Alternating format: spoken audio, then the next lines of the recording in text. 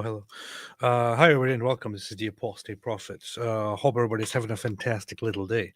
Back, finally. Finally. When's the last time you did a live stream? I think it was like 2 weeks ago or something. Dang, hang on. I'm going to look. man. I'm going to look. I'm going to find out. I'm going to look right here at the same time. Let's see. Last time I was live was 2 weeks ago. 14 days ago. When's the last time you went 2 weeks without live streaming, man?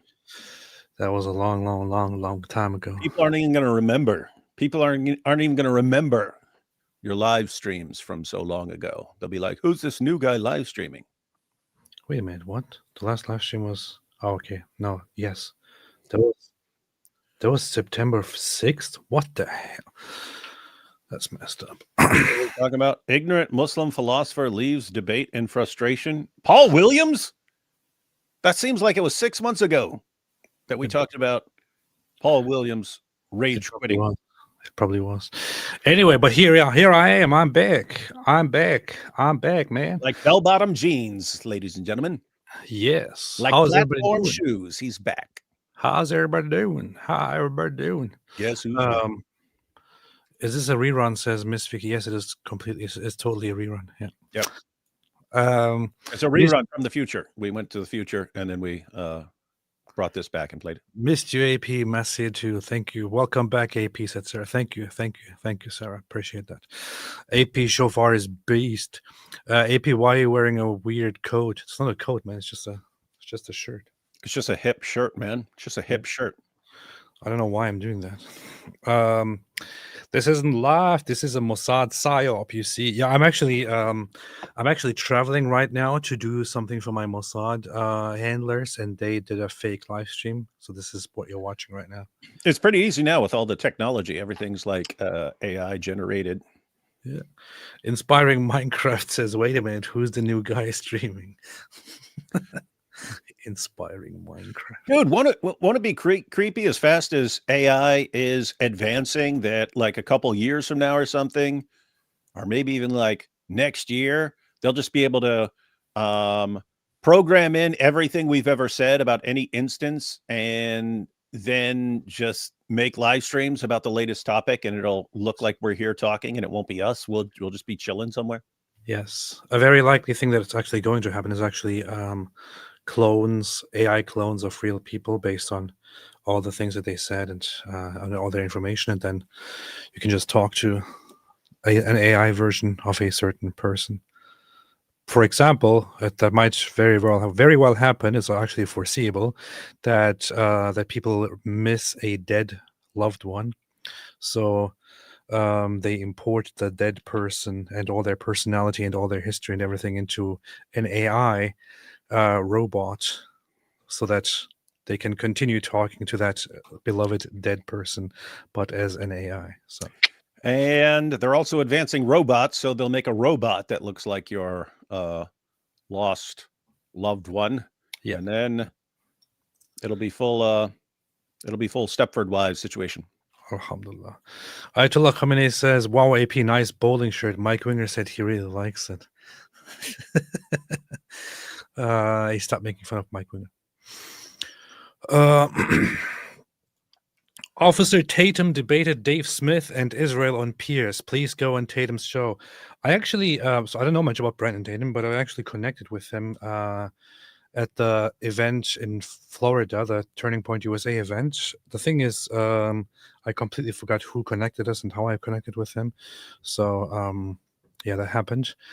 I know lots of people are for some reason right now telling me to please talk to Brandon Tatum, and I have no idea why. They've been telling me that as well. They're saying he's interested in educating people on Islam, or he wants to learn more about Islam or something like that. So I got some of those messages. But yeah, you should definitely join him for a show. He is standing his ground against everyone who's blasting away at him right now. So be good for him. I would love to. That's an honorable thing to do, a noble thing to do. Well, send him a message, man. What the heck? And I would love to do that. Yeah. If anybody wants to connect to me or something, I would love to. Wait a minute. On Twitter. What's his name? Brandon Tatum. Yeah, he was a cop. He was a cop, so his me and him messages are didn't not go on. open. Hmm? His messages are not open. You can't message him. There you go. Huh. In your face. It's not my fault. How was Poland, says Oleg Shaleva. Poland was amazing. Poland was amazing. Did you use any of the? I told AP to go into like a bar and record him telling Polak jokes and have them see if they're funny. Like, do they laugh or do they get annoyed? I don't know. I think they'd laugh. I think they think it's. I assume they would think Polak jokes are hilarious. But you didn't even do it, did you? That's what you think. They'll probably be like, "Get out of here, man." Hey, I even started sending jokes, but then he wouldn't even use them. Remember the Polak joke I sent? I said, how do you sink a Polish battleship? Put it in water. How's it even funny, man?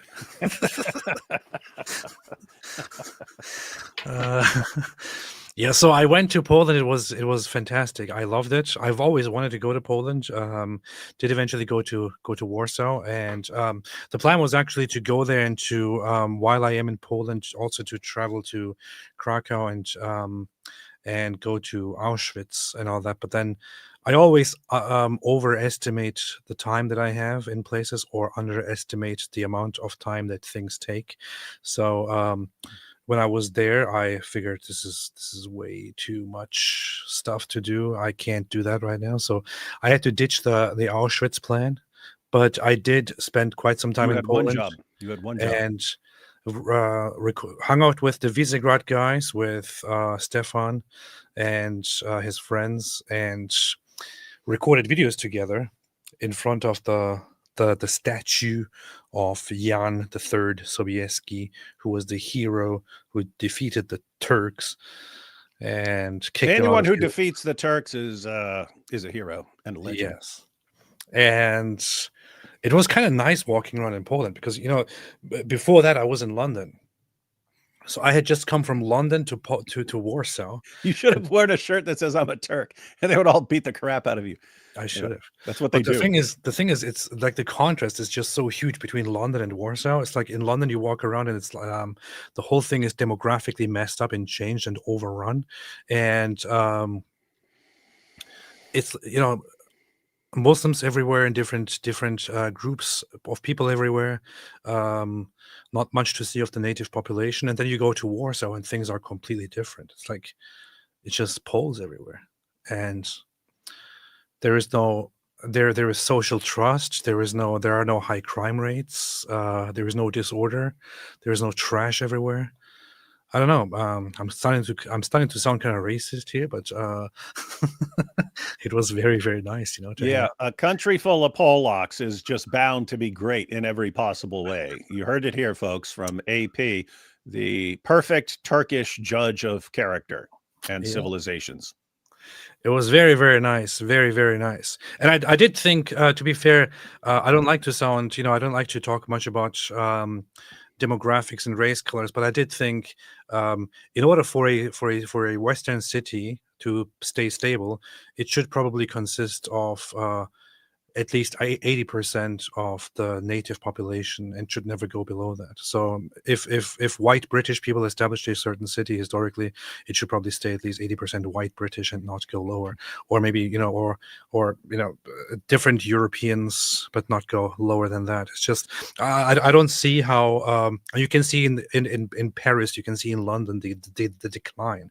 You have a population that actually built something fantastic, built a fantastic city, and you have people from all over the world, from lesser places, come and want to live there because the city is amazing. And then somehow you think it's a great idea to, all right, let's get rid of the local population that built all this and replace them with this other population that comes from crap places. Let's see how that works out. And isn't it a stupid idea?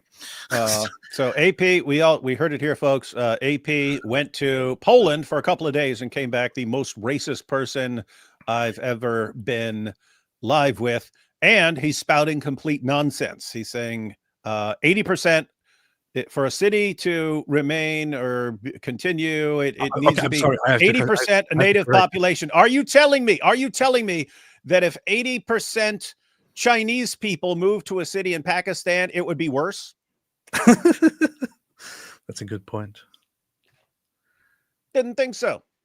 That's a good point. Well, it would definitely be worse from the perspective of Islamist Pakistanis, you know.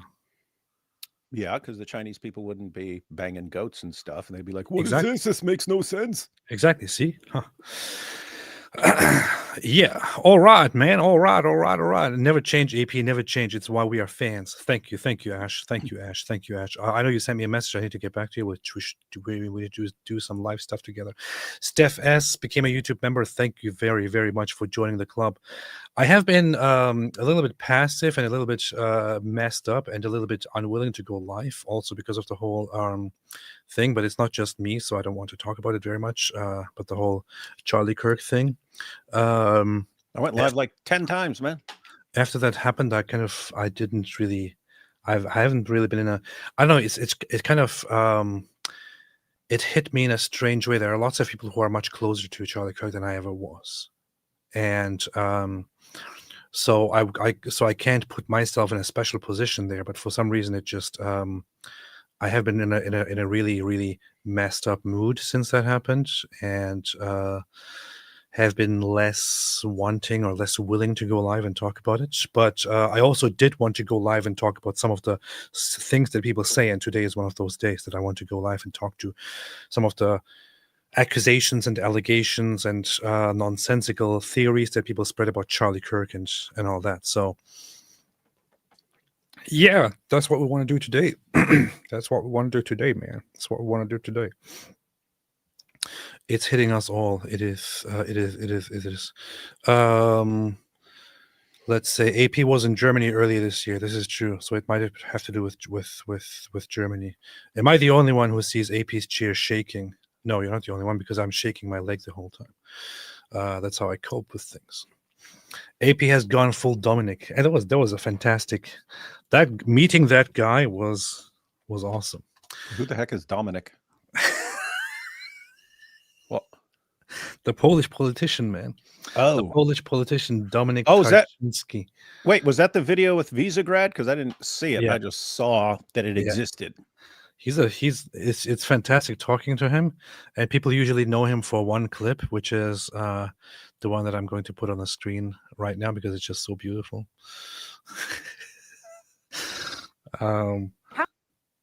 People usually know him because of this. How many refugees has Poland taken? 0. And you're proud of that? If you are asking me about Muslims illegal immigration, none, not even one will come to Poland. Not even one if it's illegal. We took over 2 million Ukrainians who are working, who are peaceful in Poland. We will not receive even one Muslim because this is what we promised. But I asked not about illegal immigrants. I asked about refugees. And Jean-Claude Juncker, the Commission president, says that you're racist. You sound proud of the fact that you haven't taken any refugees. Of course, because this is what our people are expecting from our government. That's number one. This is why our government was elected. But this is why Poland is so safe. This is the reason why we had not even one terrorist attack. Look at the streets in Poland, and we can be called populists, nationalists, racists. I don't care. I care about my family and about my country. Wow. I care about my family and my country, not about what you call me. Why can't there be a bunch more politicians like that? Yeah. But he's known as Mr. Zero because of that. How many refugees? Mr. Zero. Sounds like a cool villain. Zero. Mr. Zero. So I met up with him and with Stefan, and we recorded stuff together. Well, that was very, very, very, very nice. Has Kathy Newman ever been in an interview where she didn't sound like a complete idiot? No. Because the only other thing I saw from her was no, I saw two things. I saw her Jordan Peterson interview, which made her go absolutely viral because she looked like a complete moron. And then I saw one of her trying to do the who's that guy, Psy, that Gangnam Style dance. And I saw her doing the Gangnam Style dance. And it was the worst thing I've ever seen in my life. I don't even want to imagine that now. Why did you bring this up? That sounds like the worst thing that could happen. So yeah, I met I up went with them. to my hotel. Wait, so these guys are both Polish? Yeah. Society. We are here in this beautiful Sloane Square, beautiful place. I would say a heart of London, and you can see beautiful. That's green screen. tables. It's a beautiful, very early afternoon. People. What? Said, you know, that's green screen. You guys are in a studio with some beautiful place behind you with a fountain. Come on. That's true. This was actually green screen. We were actually sitting in Poland in a studio, so this is the background here is completely fake. Yeah. But anyway, so that was pretty based, pretty base guy. How's that video doing, by the way? It has 105,000 views. Pretty good, pretty good. Again, it was just Visegrád is still sort of building momentum on YouTube. They've been huge on Twitter. They've been building up on YouTube, but they are getting some serious, solid views now. They're going to blow up. You want these guys to blow up, everyone. So watch their stuff and share their stuff. I just texted Stefan earlier and said, hey, look, I have this tool that shows me how much the channel is growing. Look at this. I told him views gained in the last 7 days, 3 million. 50% higher than usual. You have their recent videos. Look at it shows me how much more often each video is watched than the average video that they have published. Look at this: 53 times more, 14 times more, 3 times more, 100 times more. This has 1.4 million views now, man. Dang. 1.4 million views. People are soon going to hear about a guy named the Apostate Prophet. Only be a few more years. Then people will know who you are. 1.4 1.4 million. 24 hours in East London's Muslim area. There's no way you spent 24 hours in East London's Muslim area. You would have got the crap beat out of you like 19 times. Almost 24 hours. I really like Visegrád, so I would recommend everyone to go and subscribe to them. This is like they have become friends now. I've seen them way too often. This is what Stefan was telling me last time. Like I see you more than anybody else. So I don't know what's happening. But I like working with these guys. I think they're fantastic. They're super based, and I'll probably work in the future again. I will also work together with them in Israel again. So in Israel in a month, I'm meeting up with them one more time. So they are Polish guys, and they are doing a fantastic job. So we can assume that on Visegrád's channel next month is going to be some more dope stuff with the Apostate Prophet getting 1.4 million views. No, 2.9 million views. Inshallah. So, hey, David, have you heard of Milkbar? No, who's he? No, Milkbar. Milkbar's the guy you don't want to get after you if you're a liar and you're inconsistent and you keep changing your story and keep changing what you say, because You're a liar. that dude will put all the clips together of you changing what you're saying and expose you as a lying hypocrite. We saw that with Andrew Tate over and over and over again, to the point where Andrew Tate is suing him. Based. So, Wonder where Milkbar came from, though. Like the name Milkbar. That Milkbar? That means something in Australia. I don't know. Be like a bar where people drink milk at, or something like that.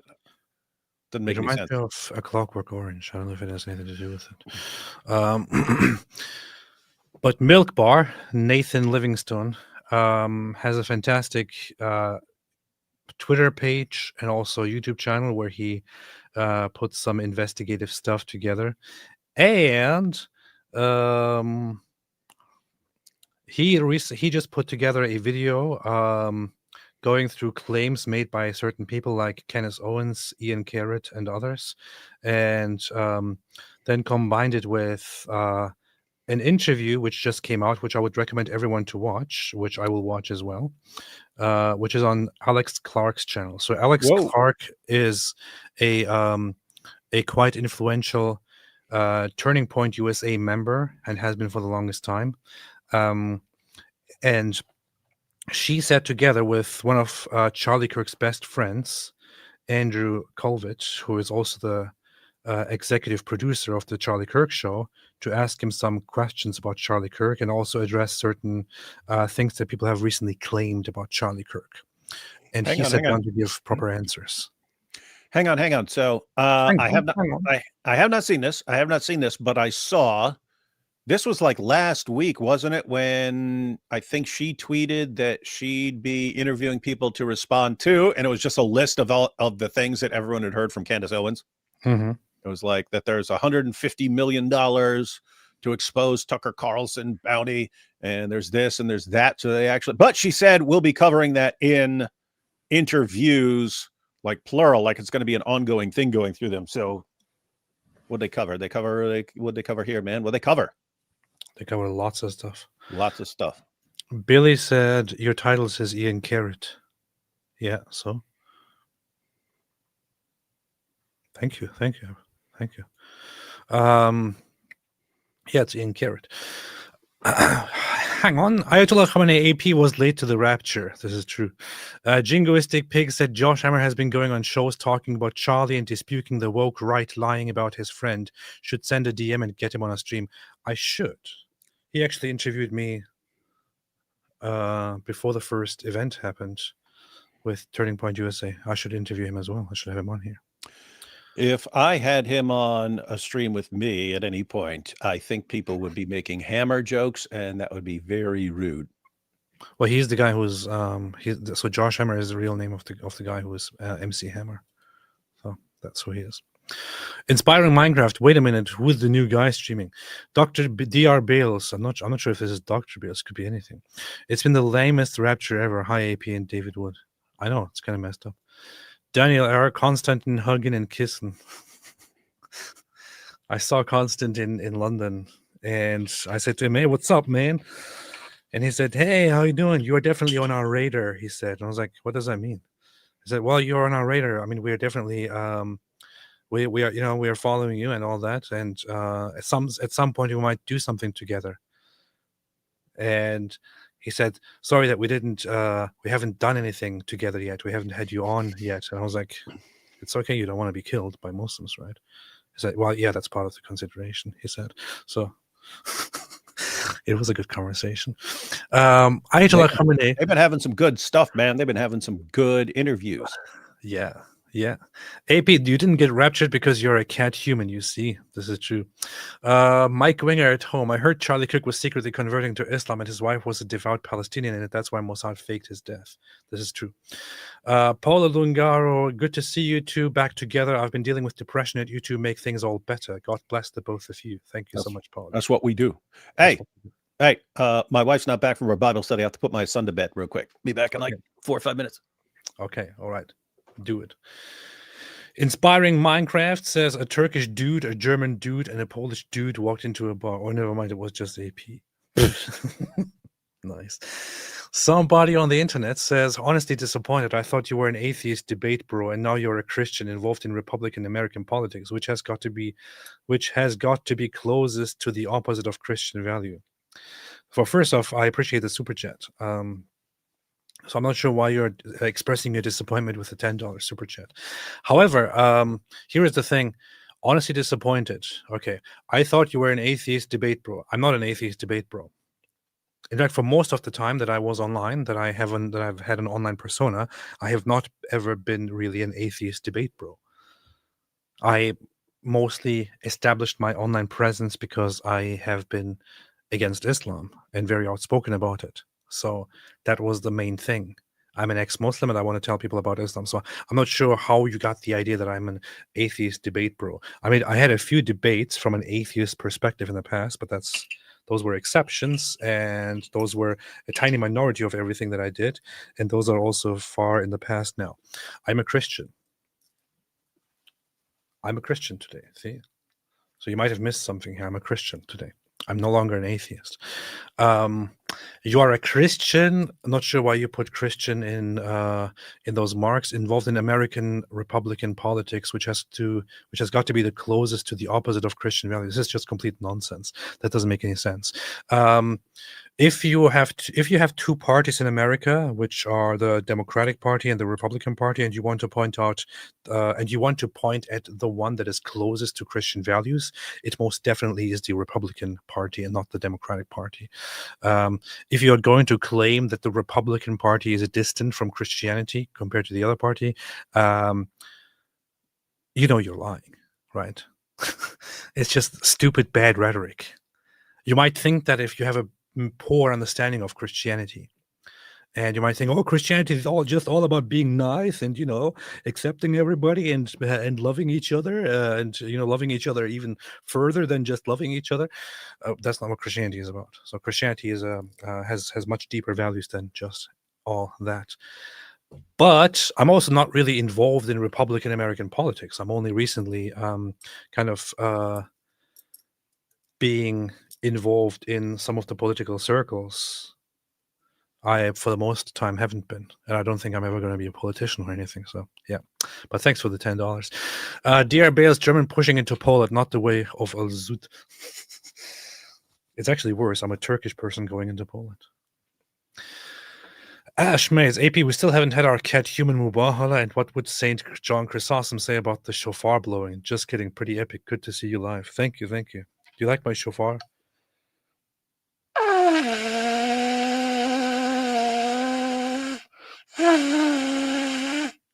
I can't do it right. I have to work on it. Good to see you here, Ash. John Empire Power, Bob Villain, is he Muslim? I don't know what he is. I don't think he's a human. Cheryl R. Anthony Rogers may have a different opinion about Brandon Tatum. They discussed Brandon's Unitarian or modalist view of God. Oh, really? I didn't know anything about his theological stance. David, did you know that Brandon Tatum is a Unitarian or a modalist or something? Yeah, that's why Anthony Rogers had to school him. Tragically, I could not find my son, so my wife will have to find him when she gets home. Are you sure you want to look further? No, he'll be all right. He's 7. Prove me wrong then says, talk about the 7 Noahide laws. Every president has backed it. In 2024, Trump had a rabbi pray and he mentioned it. The end times are here. Why don't we talk about modern day Judaism connected to Talmud and Kabbalah? Because we care about other things more. Good question. The Android sent by CyberLife says, do you get annoyed at Christian nationalism invading churches specifically? I'm upset that some churches in my area are glorifying CK to the point of neglecting the gospel or going on political rants. By CK, are you talking about Charlie Kirk? Because he's not a Christian nationalist, or wasn't, in the sense that people would say. I also don't. I don't know. I haven't gone through all the churches in America, but I'm not sure if there is an invasion of Christian nationalism into churches that is happening. David, is this happening? CNN says it is. Oh, cool. Okay, all right. Uninspiring philosophy says AP and Big Diddy back together again. Al-Zud Booty Warrior says, what was it like meeting Winger? Is he as cool and masculine as he looks? He even more, man. It's just, it was one of the best moments of my life to meet Mike Winger. I saw him there, and I got very nervous as soon as I saw Mike Winger, but I went up to him and he was like, "Hey, how you doing?" And I was like, "Oh yeah, it's good to meet you. Good to meet you finally. It's such a great honor and pleasure." And he said, "Yeah. No worries, no stress." And he said, "I'm very happy for you and very proud of you." And I said, thank you so much. That means so much to me. So I had a good encounter with Mike Winger, who has to be one of the coolest people I've encountered in my entire life. Yeah. Yeah, that would almost be as cool as meeting like Nick Fuentes or something. Chef, what would Mike Winger do against the Al-Zud? This is a good question. David, what would he do? What would Mike Winger do? Probably try to play Minecraft with them or something. Sonora Camel AP, did you have any pierogies on your visit? No, I didn't. What is pierogies? Probably some Polish. It sounds like a disease. There's only one famous Polish food that's Polish sausage, but the dumplings. Yeah, I did actually. I did. I think. Were those Polish? Yeah. Polacks have dumplings? Polish food is amazing, man. I didn't really know the extent of it, but I went to a Polish restaurant as soon as I landed. A Polish restaurant? Something I've never seen in And my life, a Polish restaurant. it was amazing food, man. Absolutely amazing. So they have some really good dishes. Probably all stolen, but anything still, it's pretty good, you know. Josh7, thank you both for your live streams. I don't usually comment as I'm often half asleep, 1:30 a.m. UK now, but I appreciate your work and hope you felt welcome here at the Tommy Robinson March. It was fantastic. It was great. At some point, I had to leave the march early, so I just started to get out of my important people enclosure because I'm very important. So I had a special enclosure at the Tommy Robinson March. I had an all access card so I could go wherever I want. Even media wasn't allowed where I was allowed. That's how special I was. That's how important I was. But then I got tired at some point and got hungry, so I had to leave early. And then I decided to actually leave the important people enclosure and go among the peasants. The regular viewers, all the people who were there at the rally. And then this is totally the opposite of how I actually think, you know.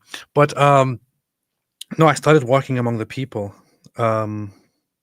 And it was fantastic. You know, there was such joy and such happiness there as I started walking around all the people attending the rally. It was a fantastic feeling, and it felt like there is a great waking up happening in London, in Britain. So I don't know. It was awesome to be there, honestly. Pretty awesome. Nurse loves coffee. How come we don't get to hear any shofar on any of these other shows you've been moonlighting on?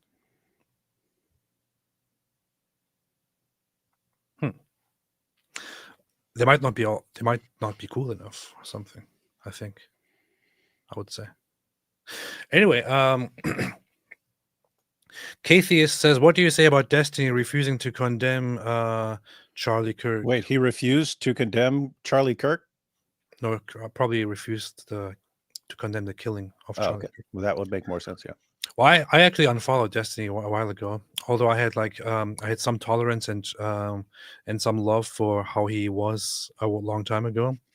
I have no idea what he's up to nowadays, but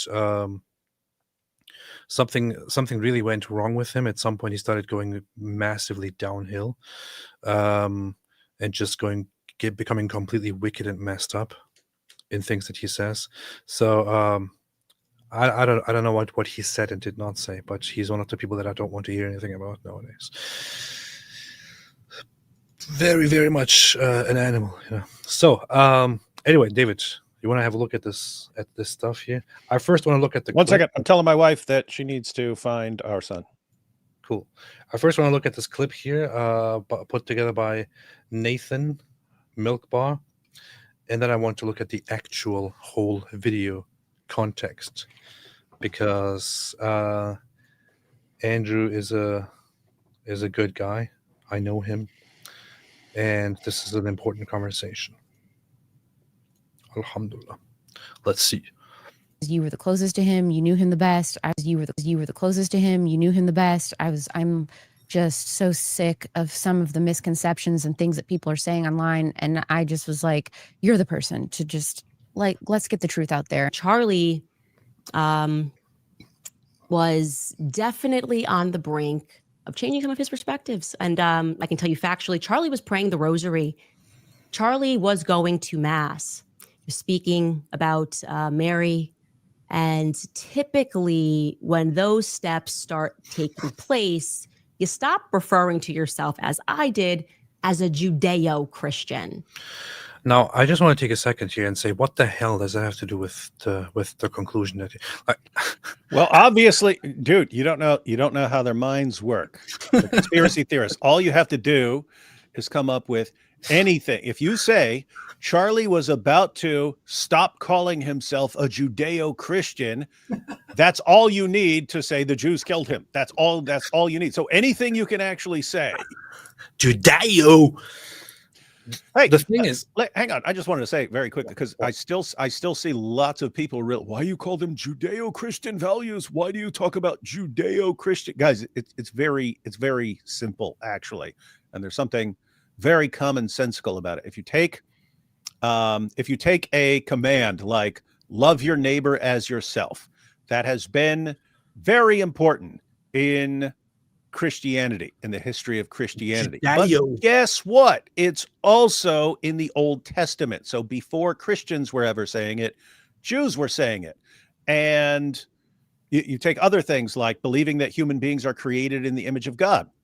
That's been very important in the development of Western civilization. Guess what? It's also in the Old Testament. So the point of saying Judeo-Christian is some of these things didn't originate with Christianity. And so it's just kind of giving credit where it's due. This is a Judeo-Christian value. It's something Jews and Christians have shared. Imagine, I mean, put it this way. It reminds me of like when Andrew Tate quoted Candace Owens as saying, "Blessed are the peacemakers," right? Okay, Candace Owens did not come up with that, right? But imagine everyone started going around and just saying this is a Candace Owens value and this is something people would be like, well, wait a minute, people were saying that before Candace Owens. So anyway, it's pretty simple. I don't think you have to say Judeo-Christian. You can say loving your neighbor as yourself is a Christian value. That is completely correct, and so on.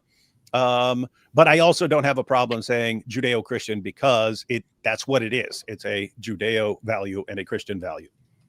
The funny thing is also pay attention to when those steps start taking place, you stop referring to yourself, as I did, as a Judeo-Christian. I've never heard somebody refer to themselves as a Judeo-Christian. Yeah, I've never heard that either. I've heard of Judeo-Christian values and so on. I've never heard, hey, I'm a Judeo-Christian. What are you? What do you believe? Judeo-Christian? Like I've heard a lot of Judeo-Christian say and our united Judeo-Christian values, which I think there's nothing wrong with it. I have heard the West was built on Judeo-Christian values. I've never heard a single person refer to themselves as a Judeo-Christian. It's like, what are you? Oh, I'm a Judeo-Christian. What the hell does it even mean? I've never heard a single person say that ever. Yeah, but I mean, based on the implication of everything Candace says, that the Jews were like, hey, Bibi, just so you know, he's about to stop calling himself a Judeo-Christian. And Bibi's like, well, then we gotta push the button on assassinating him. Take him out. It's just so ridiculous. Also, how do you jump from praying the rosary and talking about Mary? How then does that conclude in stopping or quitting to call yourself Judeo-Christian? Like, yeah. Hey, and I mean, seriously, it sounds like what she's saying is if you become Catholic, you're going to be more anti-Jew, and therefore you're going to stop calling yourself that. Because if you can take it from the expert, ladies and gentlemen, Candace Owens is saying once you go Catholic, you really stop liking Jews in any way, and you want to distance yourself as far from them as you can, and you want to start going with every deranged conspiracy theory on the planet. The funny thing is that the Catholic Church is the largest, the biggest, the major church that did the first step of officially rejecting and condemning anti-Semitism and embracing something as, taking Jews as as good people and as brethren and all that. So this is literally what the Vatican did in the not her church. But she obviously doesn't follow the church. She follows something different. So it's kind of weird that she would connect that to Catholicism. The Catholic Church explicitly condemns any form of anti-Semitism and all that, and is actually very embracing of Jews in general. So very, very funny stuff. Very funny stuff.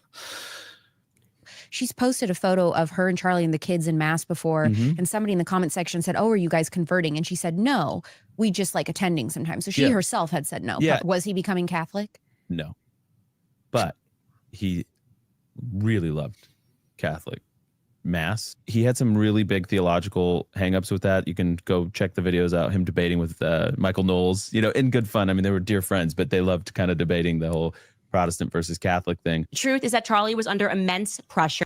So she obviously has this whole thing going on, which she and others started, that Charlie Kirk was about to convert to Catholicism. And then I also saw some people, by the way, very few people say, oh, he was also very interested in Orthodox Christianity. So I think he was changing. He was leaving Protestantism. Yeah. There was no indication of that at all. I think even on the day that he was murdered, he said that he is an evangelical. You know what's messed up is like the hypocrisy here. Like, so Netanyahu mentioned Charlie and how much he loved Charlie and so on in that video that came out. She blasted away at that. How dare you try to use Charlie after his death to act like he's on your side and so on. And then what she do? He's about to become a Catholic. So why wouldn't you blame evangelicals? Why wouldn't you start suggesting evangelicals killed him? Like the evangelicals around him are like, oh no, he's gonna this Charlie, he's the hero of young men everywhere. He's about to convert to Catholicism and then take everyone out of the evangelical church and make them all Catholics. We have to stop him. It was Protestants altogether who conspired to kill him, apparently. Why not? Why not? And he was facing financial threats over his shifting stance on Israel, over who he was hosting. Because Turning Point was built. I hate the way she says Israel, man. By Zionist money. Turning Point was built by the Israeli donors. Charlie was a friend. That's completely false, by the way, but let's continue. It was built by the Israeli donors. Charlie was a friend of the Jewish people and a friend of Israel. Did he have opinions about the prosecution of the war? He thought their PR was abysmal. I they were doing agree. More harm than good in many ways for their own cause. So all of those things were true, and he was upset that he couldn't express those things freely without all of this pressure coming down on the organization. But when you with Tucker, for example, we took some pushback. We lost some donors, and what's interesting is it wasn't necessarily Jewish donors, although that's a misconception about Turning Point's funding base, by the way, is, it's not a whole lot of Jewish donors. It's just not. There was always, I saw the comments online like, oh, the Jewish shekels or something like, it's all this gross stuff. It just wasn't true. And it isn't true. Netanyahu offered. So he says that there was actually pressure from some people over platforming the whole anti-Semitism thing and over platforming Tucker Carlson. But the idea that there was this huge pressure, that he was caving under it, and that there is a huge Jewish donor base and all that is just complete nonsense. Yeah, and by the way, anyone who is pro-Israel would be ticked, unless you're simultaneously like Charlie Kirk, with where you place a really high value on debating the things, because keep in mind, you could be pro-Israel, but you really like debate, which means if I disagree with someone, then I'll say, hey, why don't we get together and hear each other out and maybe even debate this stuff and so on. But think, if you're and anyone who's pro-Israel might have a problem with platforming a guy who's sharing deranged conspiracy theories about Israel every 5 seconds, right? So why do you assume when they say there's pressure on Charlie, why do you assume that's coming from Netanyahu? Like, why would you just assume that? Why not anyone who's around him going, seriously, Tucker, have you seen what he's posting? Tucker is the guy you want at the conference here? So it's pretty straightforward that Jew or non-Jew, if you have a problem with what Tucker's saying, you might be like, well, hey, why are we bringing in Tucker, man? He's spreading some really, really messed up ideas. So anyway, that's the weird stuff. And on the related note, on the issue of donations, guys, that's kind of, he just said we don't have a lot of Jewish donors and so on, but just imagine that's kind of how donations, this is kind of how donations work. If someone says, I've got some money here and I want to give it to an organization that's doing something that I really like, And if you say, here, I'm giving it to you because you're doing something I really like. And all of a sudden they start saying, hey, we're going to bring in Tucker and we're going to be like, whoa, hang on. I've given you money to not to platform like guys who are have really weird ideas that are really dangerous and spreading rapidly. I mean, just imagine someone sends me a bunch of money and says, David, we like the work you're doing exposing jihad. So we want you to continue exposing jihad. And then suppose I start like having conferences with jihadis, even if it's for debate, but they're promoting their ideas. And you're like, hey, what are you doing having these guys on here? I'm like, bring them out. We're going to debate this stuff out. And guess what? You could say, I don't want you platforming these guys. I'm not gonna. Okay, that's not what I wanted. That's not what I wanted. So I'll go fund someone else. That's kind of, I would assume that's kind of normal. I mean, that happened with all the campus protests, and you had all these business donors and so on who were donating to like Harvard and stuff. And what they start saying, if this is what's happening at Harvard, you guys screaming for the annihilation of Israel, I don't want to support this anymore. That, I don't know. It seems this happens over and over again when someone is doing something that would be completely normal, not just for Jews, but for anyone. If you're financially supporting something and then it's doing something that you don't want it to do, and you say, okay, I would rather support a different group that's actually doing what I want. That seems completely normal. But if a Jew were to do that, then you see the Jews control everything and they're threatening everyone. And then if they didn't get what they want, then they killed you. It's like the only group people do that with. It's weird. It's weird stuff, man. Anyway, long story short, he just said, we don't have a lot of Jewish donors. And the idea that, there's this huge crackdown. Yep, there were complaints, but doesn't seem like the huge deal that people like Candace and Nick are all making it out to be. That's funny. Wait a minute. I actually want to look for and find that post by Andrew, in which he addressed one of the rumors that were going around.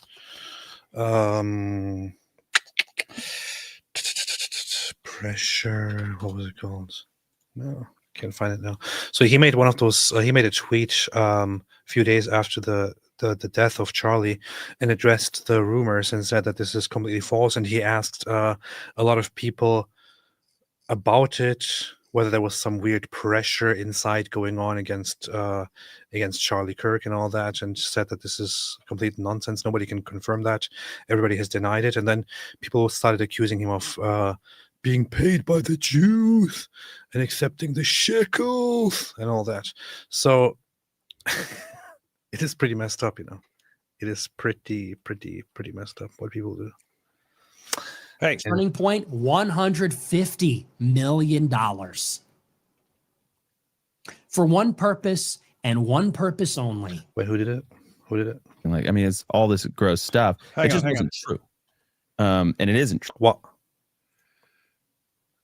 Given what we saw over in Israel about how they just didn't seem to care at all about what people were saying, and we were hoping because our view is like, hey, it's like constant. Like if you go on Twitter, everyone thinks you're all following the Talmud and that it commands you to kill all the Gentiles, and you're waiting to do this. And a Christian can't walk down the street in Israel without people spitting on him. They're spreading all this stuff, and it would be really easy to refute. And you guys just don't refute it at all. And the response is basically, we just want people to know we didn't start the war, and they have our hostages, and we're going to get our hostages back. And that's the message we want to keep sharing. And we're like, you really need to pay attention to all this stuff. So hearing that all of a sudden that Israel's decided, hey, $150 million to expose Tucker Carlson seems, I mean, that's a huge chunk of their like gross domestic product. That sounds. I would be shocked if that were true. Is it true, AP? Is it true? No. Nope. Look at this. Well, Candace and Nick are saying it's true. Look at this. I have been asked about the Bill Ackman event more than a few times now. So I asked our staff who were traveling with Charlie to find out what's true and what's not. His team was with him 100% of the time when he wasn't in his hotel room. Here's what they told me. Bill never yelled at Charlie, never pressed him on Bibi, Netanyahu, never gave him a list of Charlie's offenses against Israel. There was concern raised about having Tucker at SAS, Student Action Summit, but we don't believe this came from Bill. And Charlie's reply was, honestly, people telling me not to have Tucker makes me want to have Tucker, and I'm going to lock him in for America Fest too. Charlie personally told me he had a very cordial relationship with Bill, and the event was productive. Those are the facts. This is in response to people creating false rumors that Bill Ackman, one of the donors and organizers, was apparently fighting and pressuring Charlie into because that's what Candace said, hosting or not hosting certain people. But here's the thing. So here's the guy. It an intervention. It was an Israeli intervention, grabbing him, bringing in a bunch of Jewish guys to threaten him, to destroy him if he doesn't back down off his extremely anti-Israel views that he's starting to develop. And then one of Charlie Kirk's best friends and also spokesperson of Turning Point USA actually clarifies and says that this is nonsense. It never happened. But then you have people in the comment section like, they got to you too. Don't take the shekels, Colvett. Selling Turning Point over to the Zionists will be the end of Turning Point. Charlie Kirk deserves the truth. Can you imagine your buddy just died and this is what you have to deal with? Revealed to the public to establish a viable legacy. Just ask the team what happened, because I wanted to know too. Had they said the opposite, I would have said so. Take it as you will. Isn't this amazing? Like a guy gets killed, and then Candace Owens, who's not there for any of this stuff, and Nick Fuentes, who isn't there for any of this stuff, they start saying, here's what happened. And then all the people who are actually there, or who know the people who are there, get the story. Everyone posts the story. People's stories all line up. And then they're blasted as selling out and taking shekels. That's dude. I posted it. I posted that earlier. What the heck did I post? I think it was on this issue and noticing this pattern. I said, first rule of Candace Club: if someone dies and you blame the Jews, you're right. Second rule of Candace Club: if someone dies and you don't blame the Jews, you've been paid by Mossad. They have this system where if they say something and you confirm it, then you're right and you're good. If you say it's false, then you're paid by Mossad or Jews or something like that. And it's like, there's no way to prove. You could have every single person who was at that meeting come forward and say, here, we've written a complete description of what happened. You could have video footage of the entire thing and post every moment, even when Charlie wasn't in there, and when he went to his hotel room, post every single second. And what would they say? They say, this is clearly Mossad propaganda. It's all AI. You can't, once they spread the lie, you can't refute it at all. There's no way to refute it. It's just insane, man. Sick stuff. Yep. That's what happens. That's what they do. That's what they do. True. Netanyahu offered Turning Point $150 million. What's your source on that? For one purpose and one purpose only: to shill for Israel harder. Was Charlie offered $150 million from Israel? As far as I know, no. I had never heard anything like that. Everyone I've asked has said the same thing. I only heard it from Candace. It doesn't matter the amount that would have been coming down. We would have said no. And there's evidence that is true. Turning Point does not, Charlie would not accept foreign money. Exactly. We only took American money. He takes down the. So that's it. Completely false claim. Never happened. And guess what? It won't matter ever. Not for the Candace fans.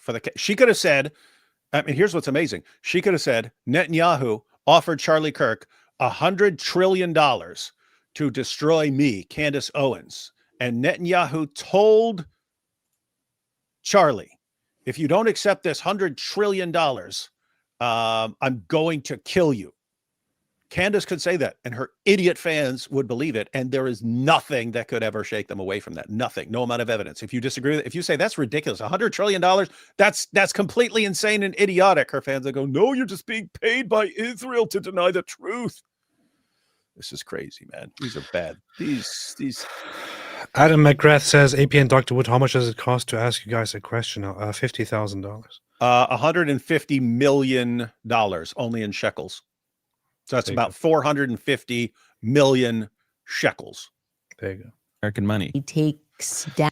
What's also funny is he says that even if such an offer was made, yes, it would be turned down because Turning Point has never accepted foreign money. So That's why they're called Turning Point, because they turn stuff down. yeah, It does not. Charlie would not accept foreign money. Exactly. We only took American money. He takes down the camera that is directly above where Charlie was sitting and would be able to provide, therefore, a lot of insight. And this is one of those. This is one of those moments where you can distinguish an actual, real, honest, thinking person from a conspiracy mind. If you see footage, if you see a video where somebody's taking down a camera at the spot, of course you might ask yourself, wait a minute, why is somebody taking down the camera? Is this somebody meddling with the crime scene? However, you could also think, okay, I have to find out why it is being taken, and there must be an explanation to this, right?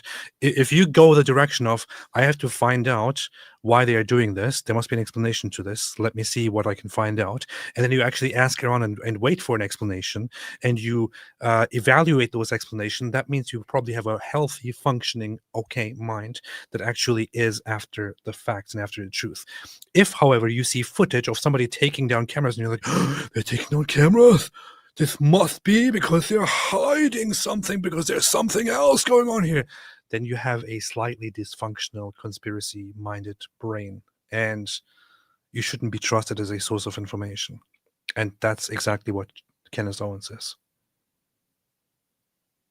above where Charlie was sitting and would be able to provide, therefore, a lot of insight. And then you can see he kind of sits the camera onto the desk, and it looks like he removes the SIM card from it, or the SD. And this was what purpose? To why could it be done? Yeah. So is this because this person had the camera angle that's going to expose who really shot him, namely Rabbi Goldbergstein? Like, just think about it. Instead of jumping to a stupid conclusion, think about what could be a reason why somebody would immediately go to the cameras and remove the cameras and take the footage out of them. I would want that to give to the police to give evidence or something like that. I would want it to happen, that if something like this happens, I would want a secure and reliable person to immediately go and secure the cameras. And that seems obvious, right? I mean, in the immediate aftermath, you're going to be looking around for any evidence. You just leave it there all day? Wait, did she just say SIM card? He kind of sits the camera onto the desk, and it looks like he removes the SIM card from it. SIM card? That's what we use in our cameras, AP? SIM cards? It's all right.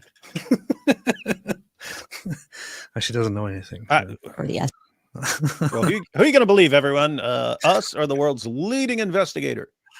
SD card. Why did our team start taking down cameras immediately? That was because even in the shock, there was an understanding that the proximity of those cameras were going to be evidence, and they wanted to make sure that it didn't get stolen out of the cameras. But B, they didn't want anybody to run in. I mean, there was those videos of the kid running and grabbing the hats. Hats, yeah. So there was an understanding. I mean, I talked to the team on that, and they said, because we know people can be evil. So I'm wondering if the federal government has. So you have a scene where there are multiple cameras, multiple different angles, and somebody is shot at the scene. The staff responsible for the cameras immediately goes out and goes to the cameras and grabs the cameras and removes the cards from those cameras and secures them.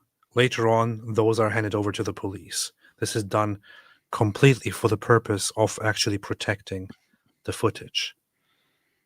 I have to say, if I had cameras running, I mean, we're at events all the time. If my camera was running, like suppose I'm not speaking or something like that, my camera's running and there's a shooting, my number one priority, apart from like immediate first aid or something like this, if that's covered, I am getting that footage.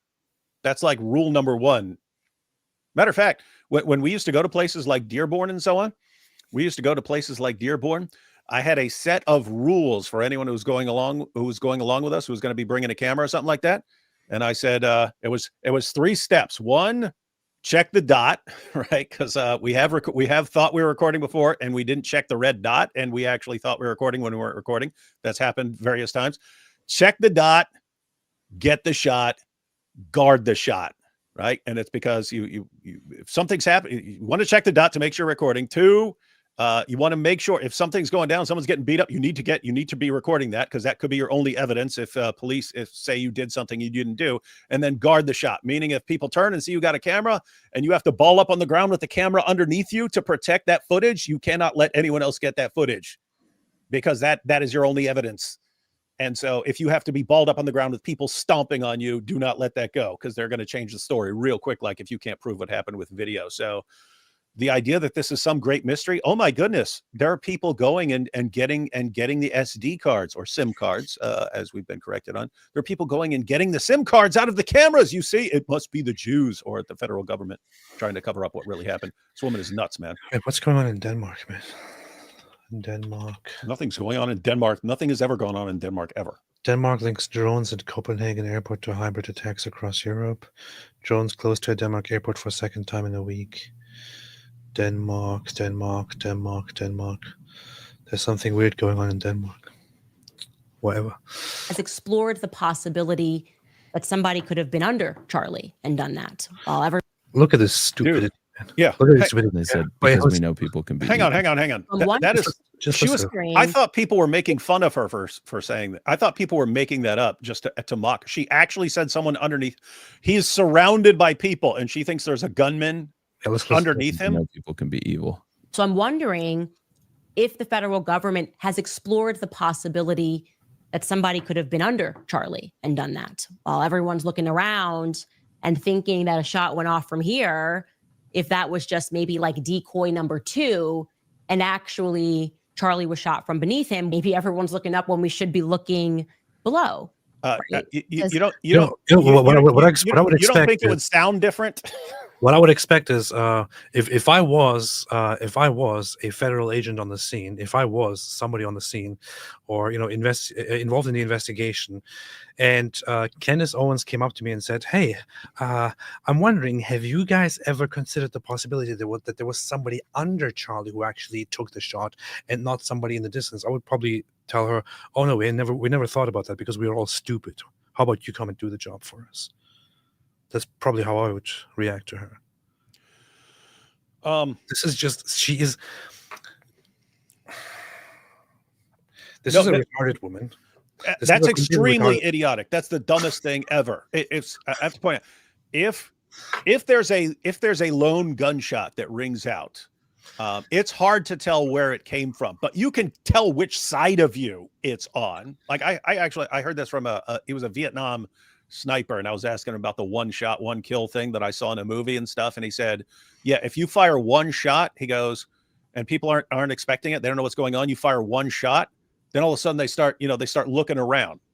If you fire a 2nd shot, then they can sort of zero in on your location, because now they're paying attention and looking for where it's coming from.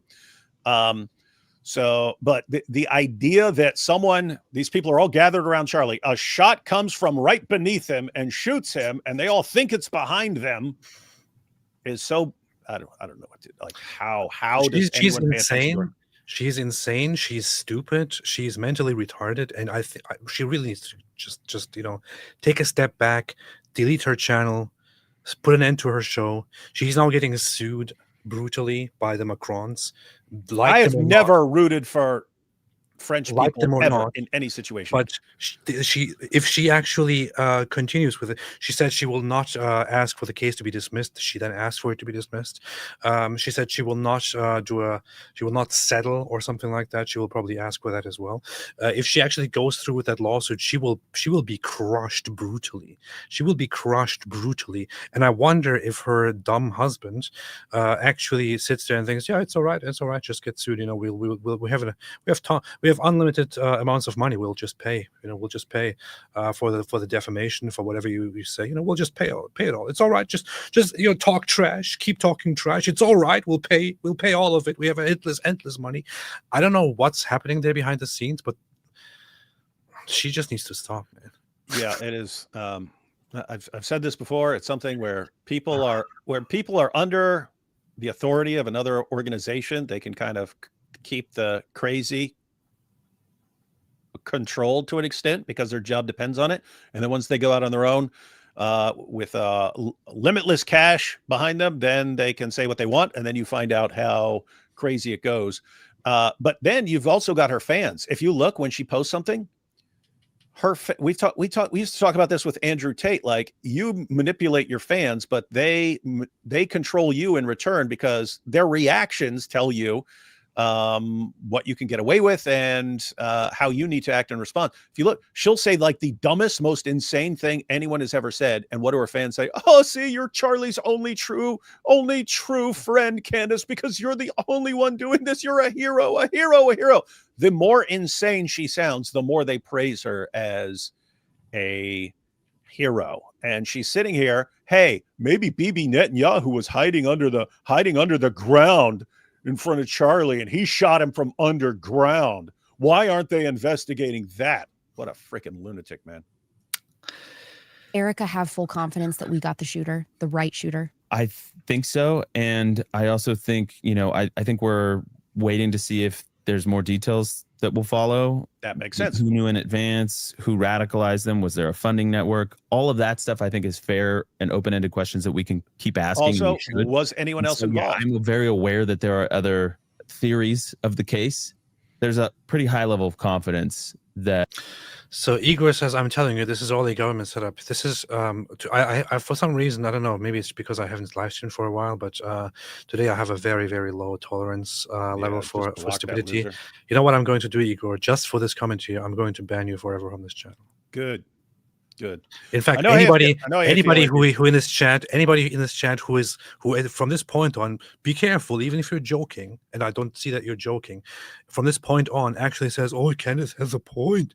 This is actually a government plot. I'm going to ban you permanently, I swear. Yeah. I really have zero tolerance about this kind of stuff right now. Yeah, that's exactly what she said right after. I mean, bodies were not even cold yet. Right after the shooting at the Catholic school, where a trans individual went and shot students at the Catholic school. No information came out except there was a shooting at the Catholic. Candace instantly posted, this is a government setup. Don't let them steal your guns. It was one thing when you had like Biden in control. You want to say they're trying to take your guns, but now what? The Trump administration is having school shootings to take your gun. Like what? I mean, and she did this instantly. It's freaking nuts, man. I imagine. I understand that for some people who are anonymous losers at home and who don't know anything. I mean, you're probably sitting in your mom's basement and just doing whatever you do for the whole day long, but you actually watch footage. You actually see footage of a man, a fantastic guy, being brutally killed on camera while his children are there watching, while his wife is watching. You see him get brutally murdered. For those who know him or don't know him, this is completely different. You see a man get brutally murdered, and you are in your home somewhere. You don't know anything about any of this. You have no connection to the guy, and you actually think, oh yeah, what I'm going to do now is I'm going to speculate about what actually happened. I don't trust the FBI. I don't trust the police. I don't trust camera. I don't trust government. I don't trust this. I don't trust that. I don't trust her. I don't trust his wife. I don't trust his loved ones. I don't trust the people that he set up as the people who run his company and all that. No, I actually know that there's something deeper going on here. I'm sorry, but do you realize what kind of a scumbag you are being to people who are actually close to that victim? Do you realize what kind of a scumbag you are to the family of Charlie Kirk, to the wife, to the children, to the loved ones, to his friends, to his best friends, to people that he himself appointed, who actually cooperate and work with the FBI and who are in it to try to figure out what actually happened. They want to find out what happened. They wanted to catch the killer, but in the first days after it happened, there was a storm of thousands of people online distracting from what actually happened by creating conspiracy theories. You have a wife that is dying inside, that just saw her husband, her beloved husband, be brutally shot and killed on camera. She's dying inside, and she wants the authorities to find out what happened. And you are sitting there and actually obstructing justice, but by creating stupid conspiracy theories, because you are a loser and you have nothing else going on in your life. Make the call, AP. Well, the FBI definitely covering up what happened that day. Block. Gotcha. Banned. Here's somebody else. Wait, she's an actress at Clipper. Banned. How's that feel? You guys like that? You like how that feels? It's what we do to Candace fans. Gosh, you guys are dumb. Right. Can you imagine that? like, okay, guys, I have no doubt various governments do some messed up stuff from time to time, maybe take some people out, but in this situation where you got a means, motive, and opportunity, and guy running and jumps off the roof, family turns him in. Is there a situation where someone could actually do something and you wouldn't blame Israel or the U.S. government? Like, what evidence would you need? Put it this way: the more evidence you have, the more you just say it's a government plot. Like, you could actually have video footage of him before the attack going, guys, I can't take this Charlie Kirk guy. He's really raging me. I can't stand it. He's so anti-trans. Here's me getting ready. Here's me getting ready with I want the world to know this. Here's me with my rifle. Oh, here's me, selfie style, on the way to do the shooting. Here's me carrying out the shooting. What would they say after all that? You see, it's Netanyahu or it's the U.S. government. Yep. Freaking morons. Complete lunatics. Yep. Maybe Candace Owens is a psyop. A Freemason psyop. She is. It's meant to sow discord. The truth, and that they got the guy, and now we need to see. Hang on. AP. What? We might need to start. I know people like messing around saying, hey, what if Candace is actually working for so-and-so and so on? I mean, think about this. Right after Charlie's murder, people have pointed out you didn't see like people burning buildings to the ground and so on. What did you have? You had tons of people saying, I haven't gone to church in my whole life, or I haven't gone to church in years, but you know what? I'm going to church now. You had tons of people going, hey guys, this is a time to set aside our differences.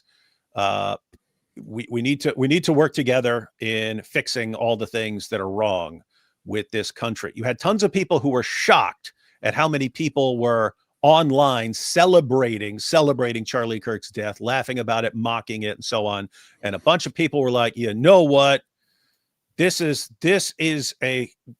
something that's going to rally us. And what do you have? You have Candace Owens jumps in the middle of it and tries to rip it all apart. If I wanted to pick anyone who's getting paid to ruin things, it would be people like Candace Owens, because you had this huge movement, this instantly starting, and then who wants to rip it apart? Candace Owens. Keep in mind, with that said, I don't believe it's some psyop. The point is, if I'm going to think like that, who's part of a conspiracy to screw things up massively? Well, who's screwing things up massively? Candace Owens. So if I wanted to point to anyone and say someone's getting paid to ruin everything, I would probably be her.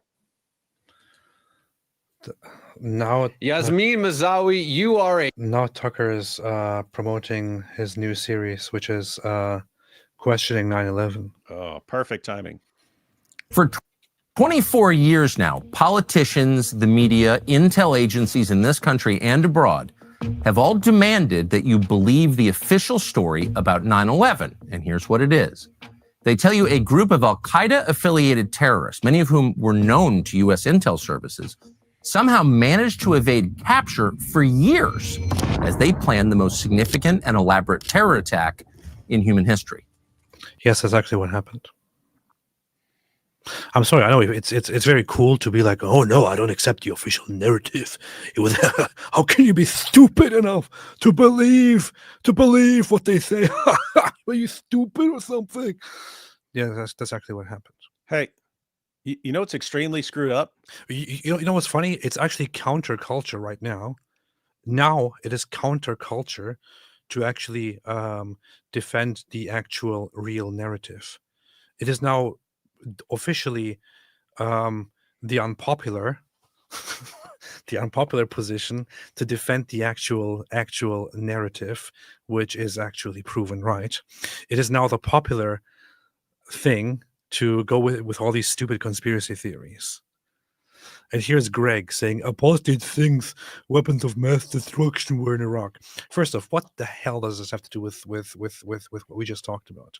Secondly, yes, weapons of mass destruction were actually prior to the invasion inside Iraq. However, at the time of the invasion, they were no longer in Iraq because Iraq very much lost their capabilities. However, did you know that Saddam actually, at this point where America was claiming that there are weapons of mass destruction in Iraq, was openly bragging that he not only has, but is also developing and advancing weapons of mass destruction? Did you ever know this? If you found out today that Saddam Hussein was actually openly bragging that he has weapons of mass destruction and that he's developing more weapons of mass destruction, if you knew this, would you think that invading Iraq was probably partially justified?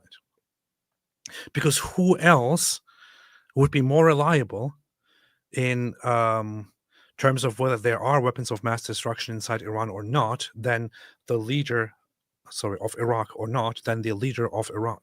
He actually did make those claims until his last moments. Were you aware of this?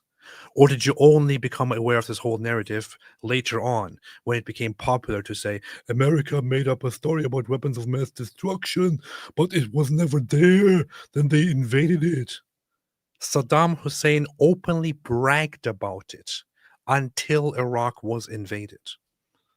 I don't even care if they were weapons of mass destruction or not. I'm glad America invaded Iraq.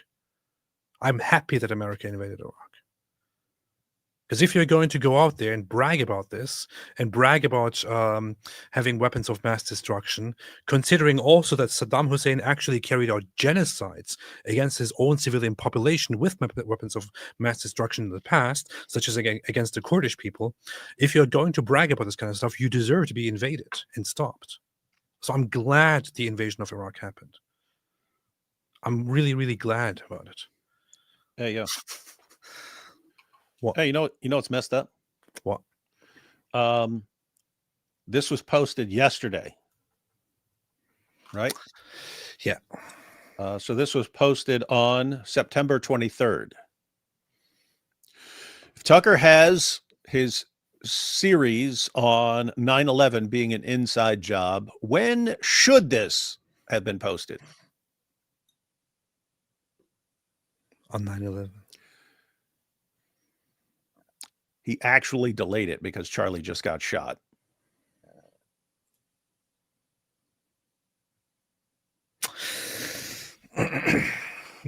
Well, what a good man. Yeah. Hey. What?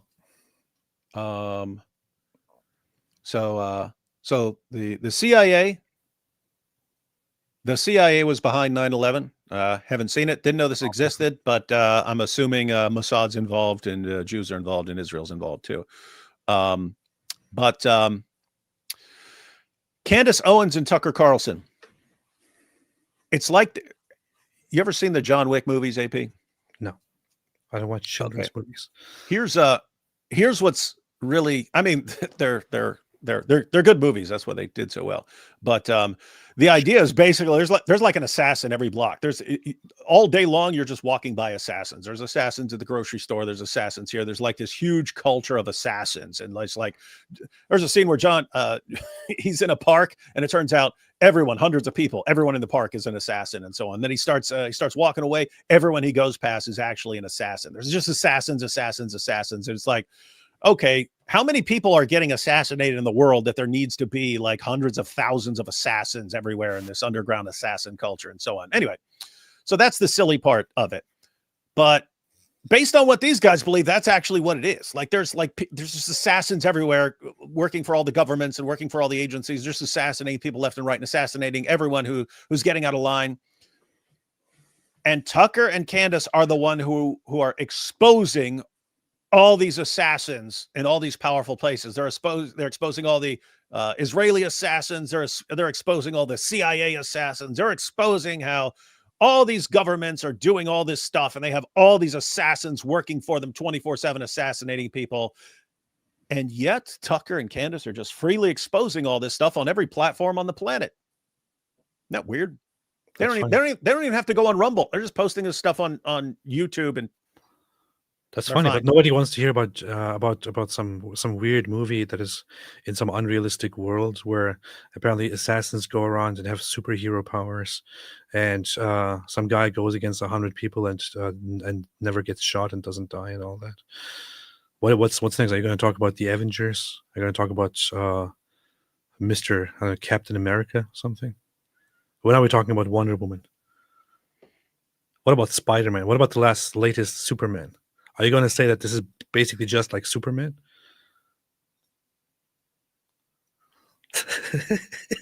We're not talking about some comic book world, AP. We're talking about real life assassins. They're everywhere. They're assassinating everyone. And Tucker and Candace, for some reason, are being allowed to expose everything the U.S. government is doing, everything Israel's doing. They just never stop them. It's like the U.S. government and Israel, they're like, let's take down the Twin Towers, and then they pull it off. But Tucker figures it out. Candace figures it out, and you can't blame them for figuring out, because Candace spotted the Jews, the dancing Jews over there. They had to document what happened, so they had to stand over there and record it. There would have been no other way to document their success in making these buildings collapse. And now the U.S. government, the FBI, the CIA, Mossad, they all conspired to kill Charlie Kirk and blame it on some 22-year-old kid. But Tucker and Candace, once again, they're on the job. They're exposing it. And this elite group of assassins with the power of the world's most powerful governments, with all the assassins working for them, gosh, they just can't stop. They just can't stop Tucker and Candace Owens. That's funny. I wanted to listen to this. I've never really listened to it. The presence of evil is kickstarting people to wonder about the good. That's what happened to me. That's what happened to you? Oh yeah, I had a direct experience with it. In the milieu of journalism, or just nope, in my bed at night. I got attacked while I was asleep with my wife and 4 dogs in the bed and mauled. 4 dogs in your bed? Physically mauled. That was probably a dog, dude. Attacked by a demon? Wait a minute. Yeah. He's sitting in bed with a pit bull and he gets mauled and he thinks it's a demon? Wait a minute. In my bed, dogs, and I got attacked while I was asleep with my wife and 4 dogs. 4 dogs in the bed. Your wife and 4 dogs in the bed, and you think it was a demon that scratched you? While I was asleep with my wife and 4 dogs in the bed and mauled. You got mauled. You had 4 dogs in the bed, and it was a demon that mauled you. Yeah, by a demon, or by something unseen that left. Is that right? Claw marks on my sides. They looked exactly like my dog's claws. Yeah. Year and a half ago. Was your wife terrified? I know you were. I wasn't. I was totally confused. I woke up and It was probably his wife, man. Did somebody check on his wife? You think it was the dogs? No. I mean, put it this way. If it was anything other than the dogs, it was Israel. Netanyahu sent in Mossad with their new invisibility cloak, clawed him, and the rest is history. I'm pretty sure it was his wife. Must have been his wife. It was either his wife, the dogs, or it was Israel. So yeah, there you go. Alhamdulillah. He loved the beauty of old Catholic churches and Oh, actually, I just switched to the whole video here. But before that, let's go through some super chats. Smile to Jahannam. What's up, Smile to Jahannam? I actually met Smile to Jahannam in Poland, which was very funny. Do you think Jews will like Poland when they go back? Wait, this just reminds me. I was chatting with. I'm just saying this publicly because I didn't get back to him, but the other day I was chatting with Joseph from Israel Advocacy Movement, and did he threaten you? Did he threaten? Did he threaten you? Let me see. I was texting with him about something, and then I said to him, "Oh yeah," he asked me what my plan looks like about Israel, and I said, "I will let you know. I'm currently traveling in Poland, the ancestral homeland of Jews." And then he didn't respond to me, so I was wondering if he got offended by it. But now I realize that he was actually waiting for me to get back once I'm done with Poland. Okay, so hey, so you met Smile to Jahannam in Poland. Did you meet Smiles to Jenna in the UK? Yes. Did he feed you grapes? No. Did he grape? No. Sterling Miller became a YouTube member. Welcome to the club. CEO said he's religious, bro, now, but still an apostate, bro. Yeah, that's true, bro. Nasara says, we had Poland, but then the winged hussars arrived and dealt with us almost like the men of Ulzut with Momo. The Samurai Hobbit. Funny how many countries are so quick to recognize Palestine, but not Kurdistan or Taiwan. Well, you can't do that because then you will make Turkey and China angry. And in the case of recognizing Palestine, you only make Israel angry, and who cares about Israel? You know? Apparently, Israel has all the power in the world, is controlling the world and running everything. Mm-hmm. But hiding underground, they can shoot you anytime. But people are like, yeah, we don't care about Israel. Let's just recognize Palestine. Clearly, everything is true people say about Israel, apparently. Inspiring Minecraft, Candace, I can confirm. As a Protestant, I never talk about Mary, and I will never go to mass because I know that I'll say the Shahada if I do. Powerful. SG, considering the new Islamophobia laws in the UK, Christians can flip the script and say they're a sect of original Quran-only Muslims who preach the Injil. Yeah, I might need to do that. Yeah, well, hey guys, we'll be talking about the UK tomorrow. Some of you may have seen young Bob got arrested. They've messed with him before. Usually they, take him somewhere and make him leave or something like that. Now they actually kept him locked up for a day.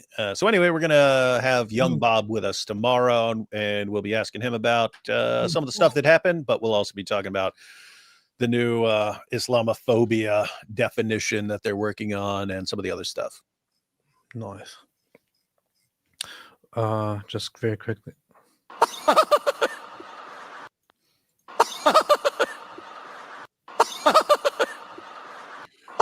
Who does that at a freaking memorial service?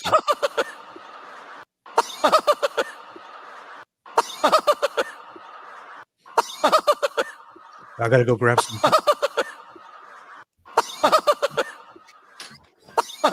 Just kidding. The origin of the Joker. Yeah. Susan Morales, AP will start sneaking into Protestant churches worship time after attending CK Memorial. I was actually kind of impressed with the service. It was pretty. I didn't think I would be. I didn't know what to think about those contemporary Christian songs and all that. But that's what you guys always make fun of. Eastern Orthodox always make fun of contemporary worship music. Yeah, that's what we do. It was very, very nice. Ari Osman, Candy Charlie was changing his dress code. He stopped wearing blue and white striped shirts because it shows support for Israel, just like me. Gabriel Valencia, Kenneth Paul said the root supports you. That's true. That's what Paul said. The root supports you, not you, the root. Mm-hmm.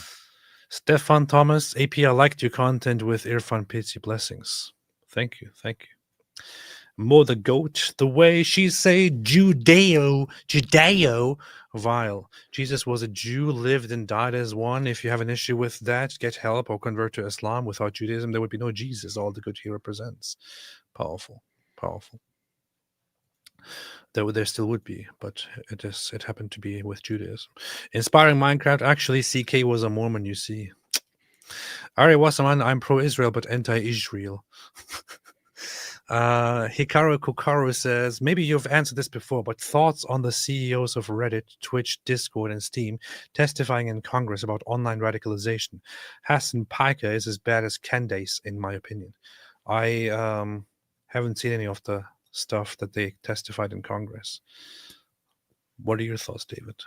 I have none, because I have no idea who this is or what he's talking about. I mean, other than he's talking about online radicalization. Beef. AE became a new member. Thank you so much. Ari Wasserman says the Clad called Mojab a Muslim ogre.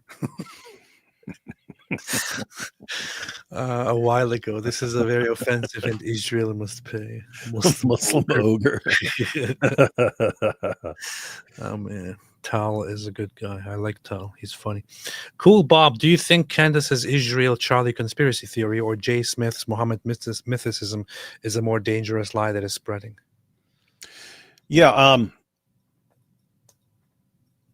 it's interesting when we were talking about like everyone, something awesome happening, and then Candace comes in and derails it. That's kind of what the mythicism thing, like they're in different categories. Jay Smith is not like evil or insane, but it's the same thing. It's like we're like crushing Dawa. We're crushing it. We're just crushing it. We can't even get these guys to debate at like DebateCon and stuff like that last year. He couldn't find anyone willing to step up. I mean, James is offering piles of money to any Muslim willing to debate and stuff. Dawa was on the run. We go to Speaker's Corner. They don't want to come near us. The whole thing is trembling. All the foundations of Dawa were shaking, and then everyone's learning the Islamic dilemma. These guys are scrambling, and then no, everyone, we have to focus on mythicism, and this is the only real way to do things. And it's like, why now? We're crushing it. Why now? Why inject this right now? So anyway, there's that similarity. But with that said, no, Candace is just pure. Uninspiring Philosophy says, hey, Diddy, you kind of look like a kangaroo.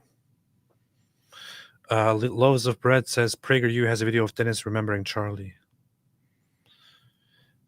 Yeah, I haven't watched that yet, but I saw it's only like 4 minutes long. You might just want to check that out at some point. Tips to respond to conspiracists, they keep shifting. There's nothing you can do. Chameleon, they blame Israel of being what Islam really is. That's the funniest thing. Yes. Eli, what's up, Eli? Eli says, love you both. Thank you, Eli. Appreciate it very, very much. Always good to have you here. And still need to come down there to see you. Inshallah. Loaves of Bread, did Wizard of Oz curtain come from Dihya stories? Yes. Paul, this reminds me, I need to put on my list to visit the tomb of Dihya al-Kalbi when I'm in Israel. Oh yeah, you got to do that, man. Hang on a second. Gotta put it in my notes. Dihya tomb. Dihya. What? They should record it, and just being in the presence of even his tomb, you feel much stronger and more manly. Yeah. Dihya tomb. Okay. Apparently there are two tombs. One of them is claimed to be in Israel, and the other is claimed to be in Lebanon or something. But yeah. Or Jordan. They had one tomb for most of his body and another tomb just for his special part that Muhammad loved. Candace responded on Ben Shapiro's latest Instagram post. She is trying to bait him to respond, claiming he and Charlie fought over business. You know what I actually did? I was so sick of seeing Candace pop up on Twitter, that I actually blocked her.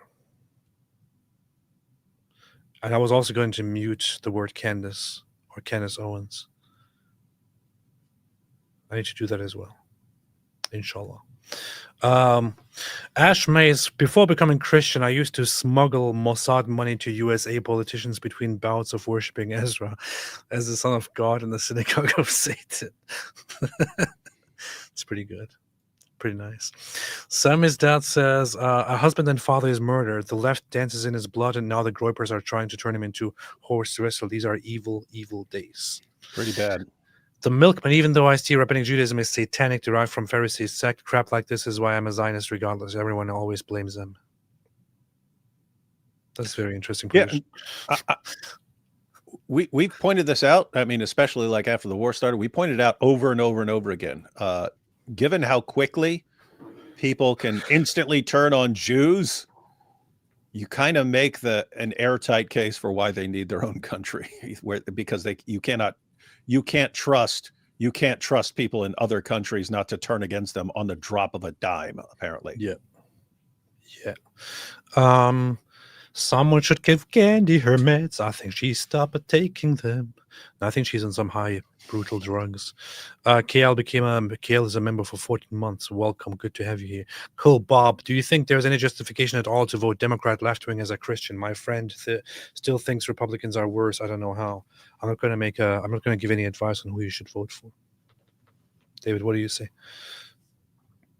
I have to say it is interesting. I mean, this is Trump's first year back in office, but you saw, because you were there, but you saw. I mean, you had a huge chunk of the administration and so on.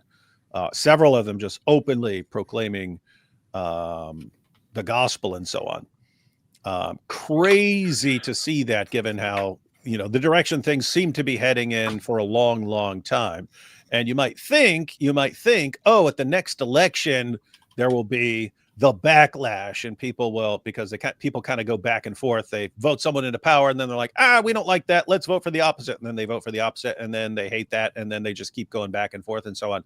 But given how absolutely insane the left has become on some of these issues, it's like, I think you guys are going to keep getting crushed. And so, I don't know. I have to watch this. I have to watch this again. Hang on. Imagine there are people watching here tonight that didn't know much about. What is this stupid quality, man? If you're going to put a video up, at least put it up in high quality. What is this? Back then, I'm going to admit to you guys, I was a little skeptical. I guess I have to go to the actual stream on Charlie Kirk's own channel. Charlie Kirk. I just want to watch that part of Marco Rubio. At the end, Marco Rubio's speech again. Like, how is it so difficult to actually put the clips up in high quality for these media outlets, for these dinosaur media outlets? How is it so hard to put them up in proper quality, just like the original stream did it, and instead put them in low quality like this? How difficult is it? Look at the quality here on the original stream. I think we remember him for constantly saying, you want to live a productive life, get married, start a family, love your country. These are powerful messages. But I hope many who are watching, I imagine there are people watching here tonight that didn't know much about Charlie Kirk until 11 days ago. Maybe they were disengaged from politics. Maybe they were partially engaged. I hope one of the things they take from this is that the movement Charlie Kirk led and started and gave fuel to was about politics, but not only about politics. It was deeper, it was broader. And I would say that, taking the liberty, but I'm confident he would agree, one of the things he wants us to take away from this, from all of this, is the following. His deep belief that we were all created, every single one of us, before the beginning of time, by the hands of the God of the universe, an all-powerful God, who loved us and created us for the purpose of living with him in eternity. But then sin entered the world and separated us from our Creator. And so God took on the form of a man and came down and lived among us. And he suffered like men. And he died like a man. But on the third day, he rose unlike any mortal man.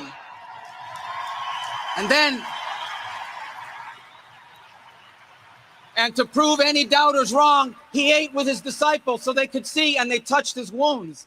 He didn't rise as a ghost or as a spirit, but as flesh. And then he rose to the heaven, but he promised he would return, and he will. And when he returns, because he took on that death, because he carried that cross, we were freed from the sin that separated us from him. And when he returns, there will be a new heaven and a new earth, and we will all be together, and we are going to have a great reunion there again with Charlie and all the people we love. Thank you, and God bless you. It's so incredible to see this speech from the Secretary of State in America, given in front of 100,000 people while millions are watching all around the world. It was even more incredible being there, man. That was fun. I was over there somewhere. Look, you can see me over here. See? You see me? I'm right there. Wait, you're up front with all the important people? Yeah, I was up there somewhere. Not back there with all the commoners? No, I wasn't among the peasants. I was over there with all the important people. Yeah. I was over here, somewhere over here. You can see me right there. If you look closely, you can see me right there. Yeah. Thank you, and God bless you. You forgot to say, and God bless America. Alhamdulillah.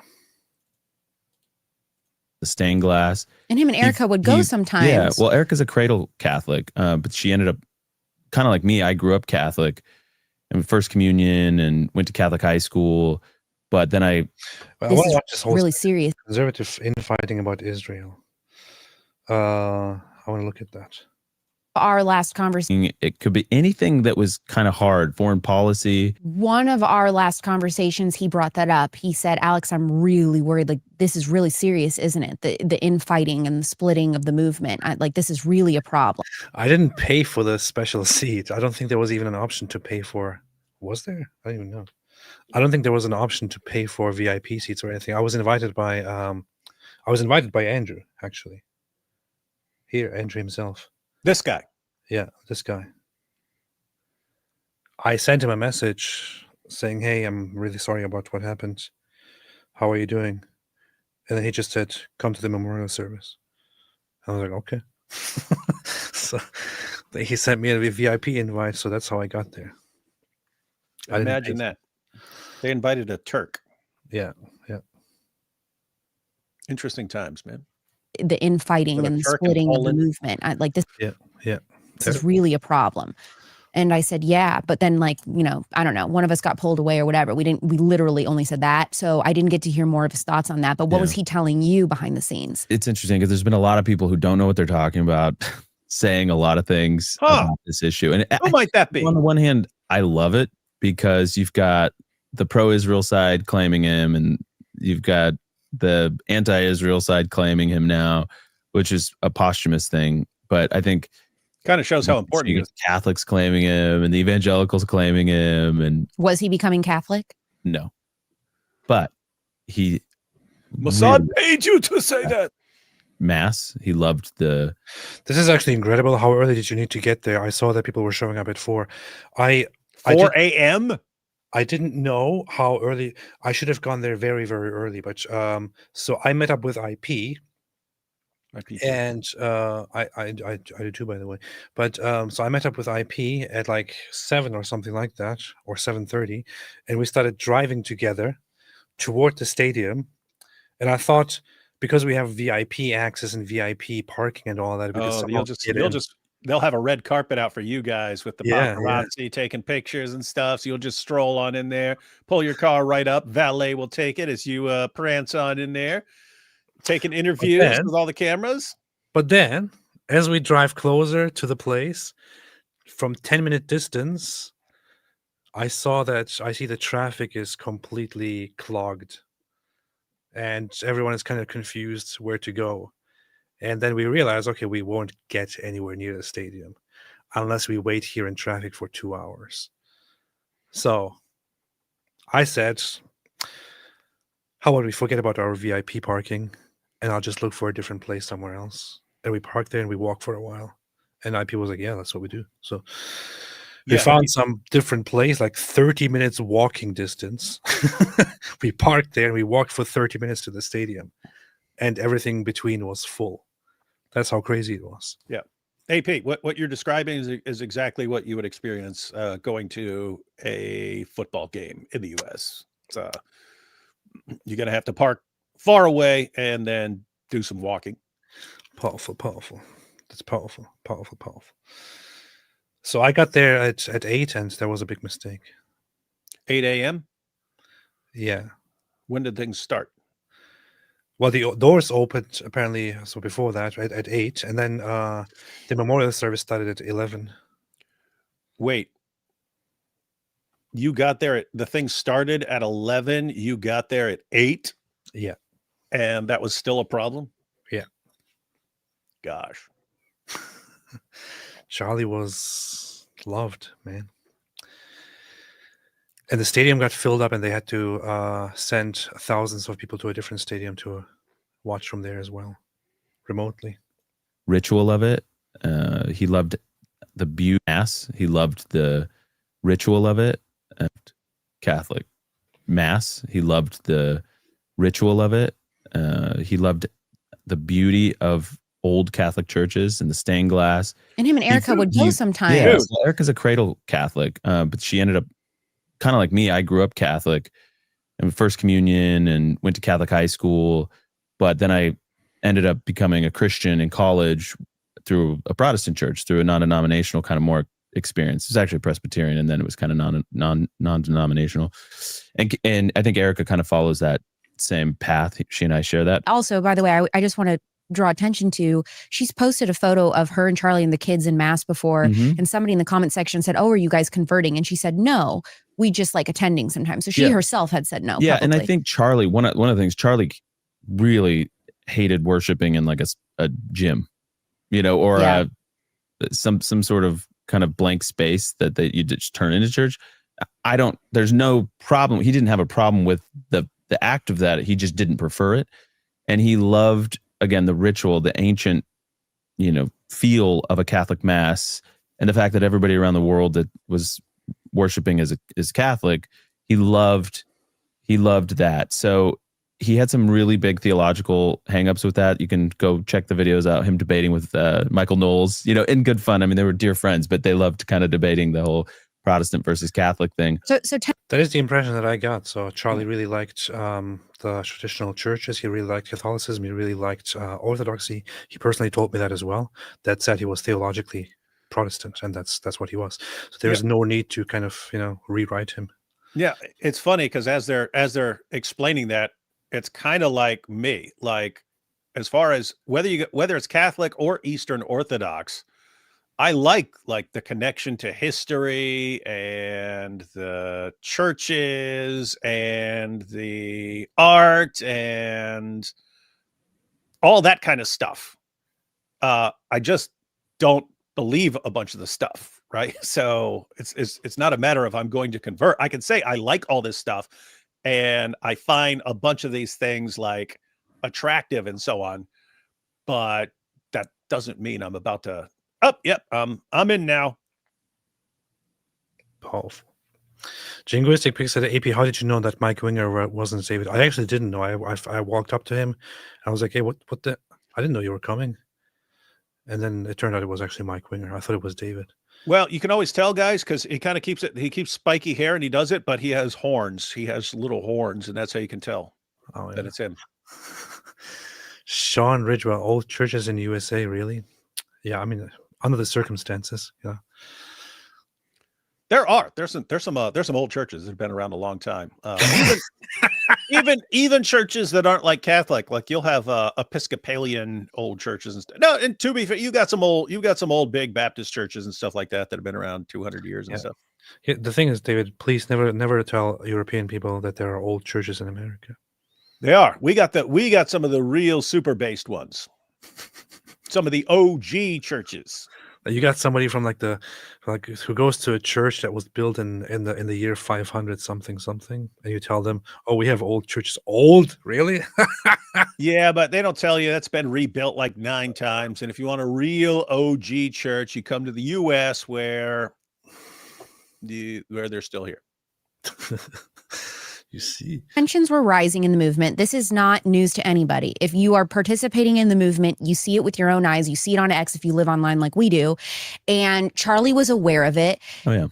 I will say, as far as the rumors go, for donor pressures and all of that, and you can tell me if I'm wrong. Internally, what I noticed was, yes, he was getting pressure about having Tucker speak. There were people angry that we were allowing Tucker to speak. He wanted to double down and said, I don't care that people are mad. I have tons of different ideologies on this stage, religions, viewpoints within the conservative movement. Everybody's welcome. I want everybody to have a chance to share their ideas. Mm-hmm. And that's the only pressure I know of as far as donor pressure that he ever received recently. A couple things that's worth clarifying.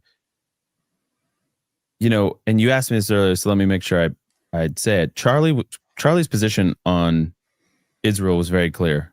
I like them more than I like Hamas.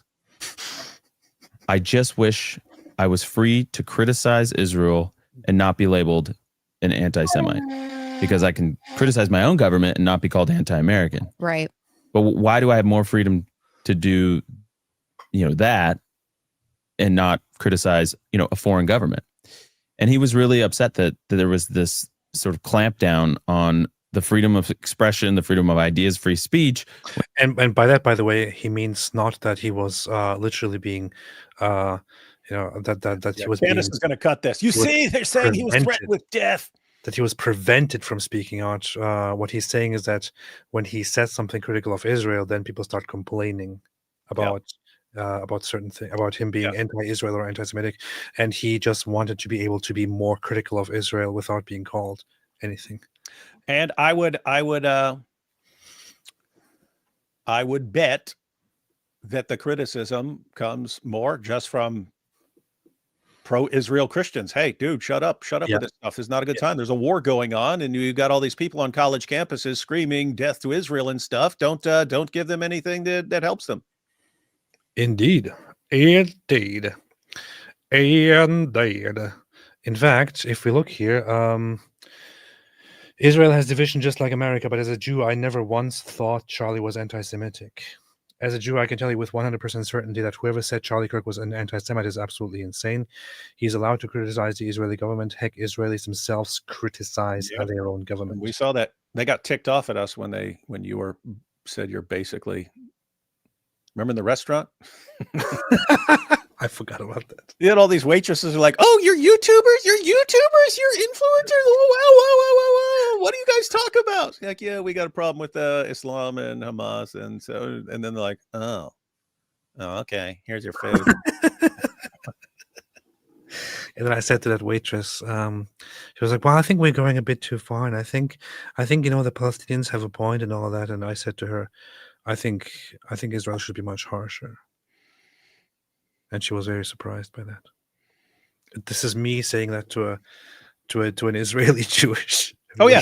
Oh, and she said, yeah, I always go to the protests and stuff, like protesting her own government and so on. Point is, I mean, yeah, you have Israeli Jews in Israel who disagree with their government. Obviously, disagreeing with the Israeli government does not make you an anti-Semite. You know what's interesting? When Candace started posting all this stuff, and I found out there's this meeting and they're all this pressure, he's being offered $150 million, and it's an intervention. I was just thinking, it's probably people who got ticked off that he had Tucker on there, and he probably had Tucker on anyway because he prefers debating things rather than just like marginalizing people.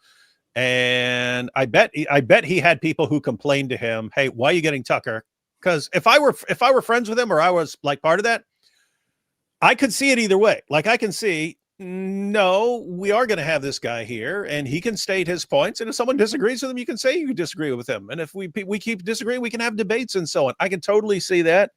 I just think Tucker is like, he's becoming so deranged and that he's ultimately going to do more damage than anything he could possibly do good.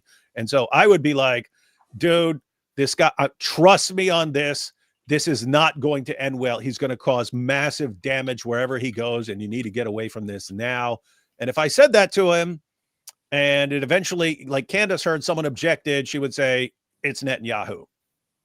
That's what's going on here. You have people going, This is bad. He's saying some really messed up stuff. And he's in the process of going off the deep end. And he's obviously going off the deep end.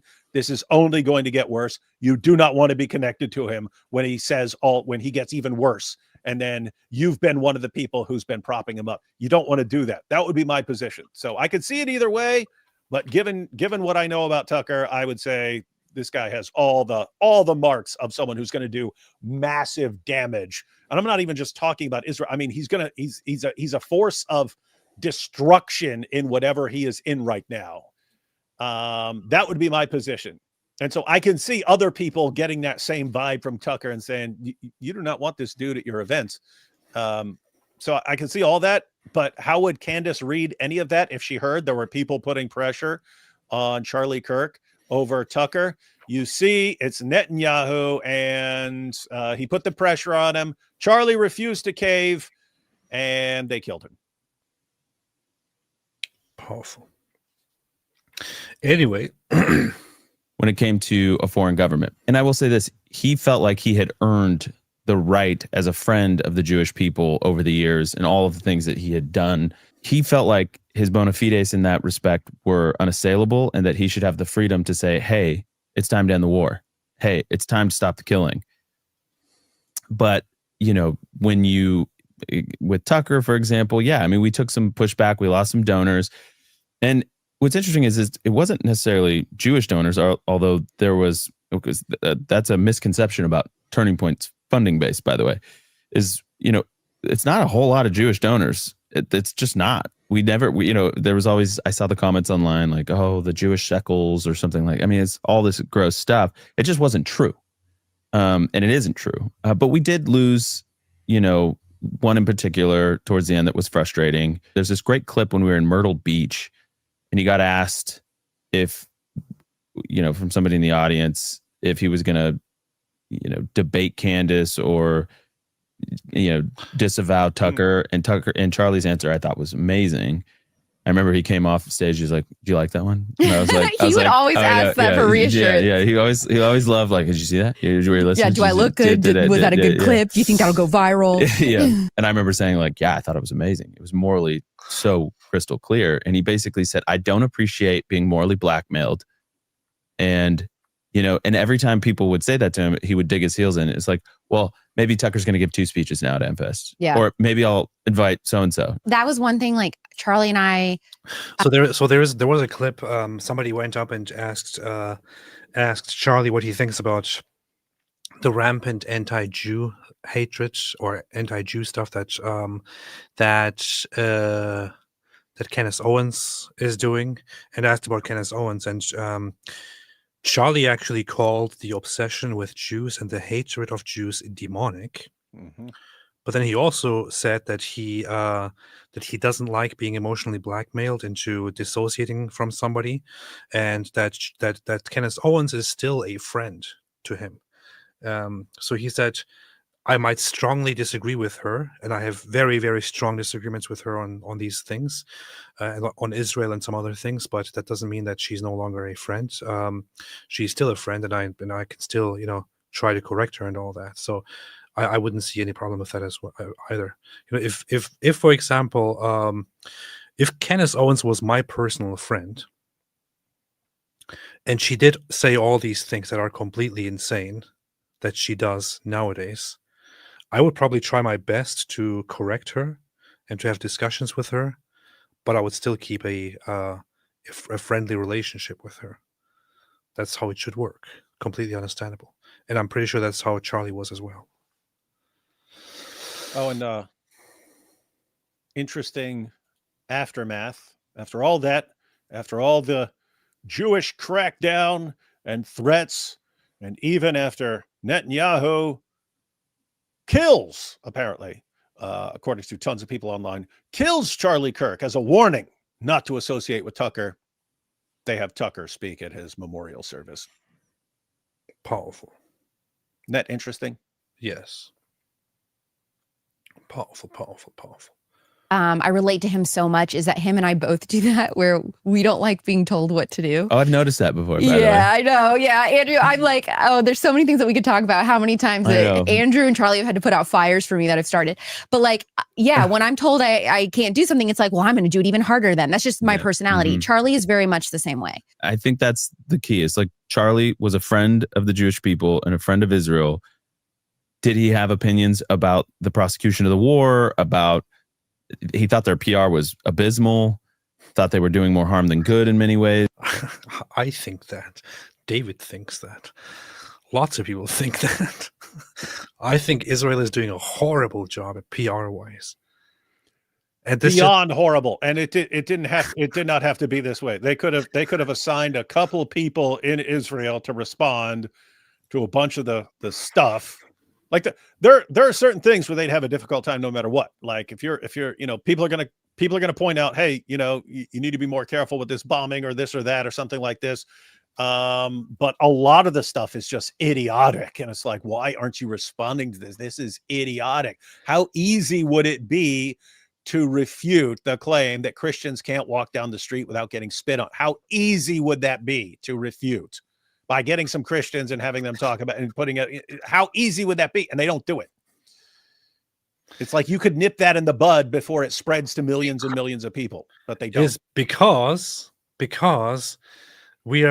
people were all led to believe that Israel is made up of these super genius Jews who are on top of everything and who are masters of every craft and all that. And it turns out that they are quite regular people who often just really, are not on top of everything, who mess up things. And we went over there and we saw how some of their operations work, and they're not very fantastic. I actually felt quite at home when I was in Israel because everyone was late to every meeting, and I thought, hey, that's exactly like me.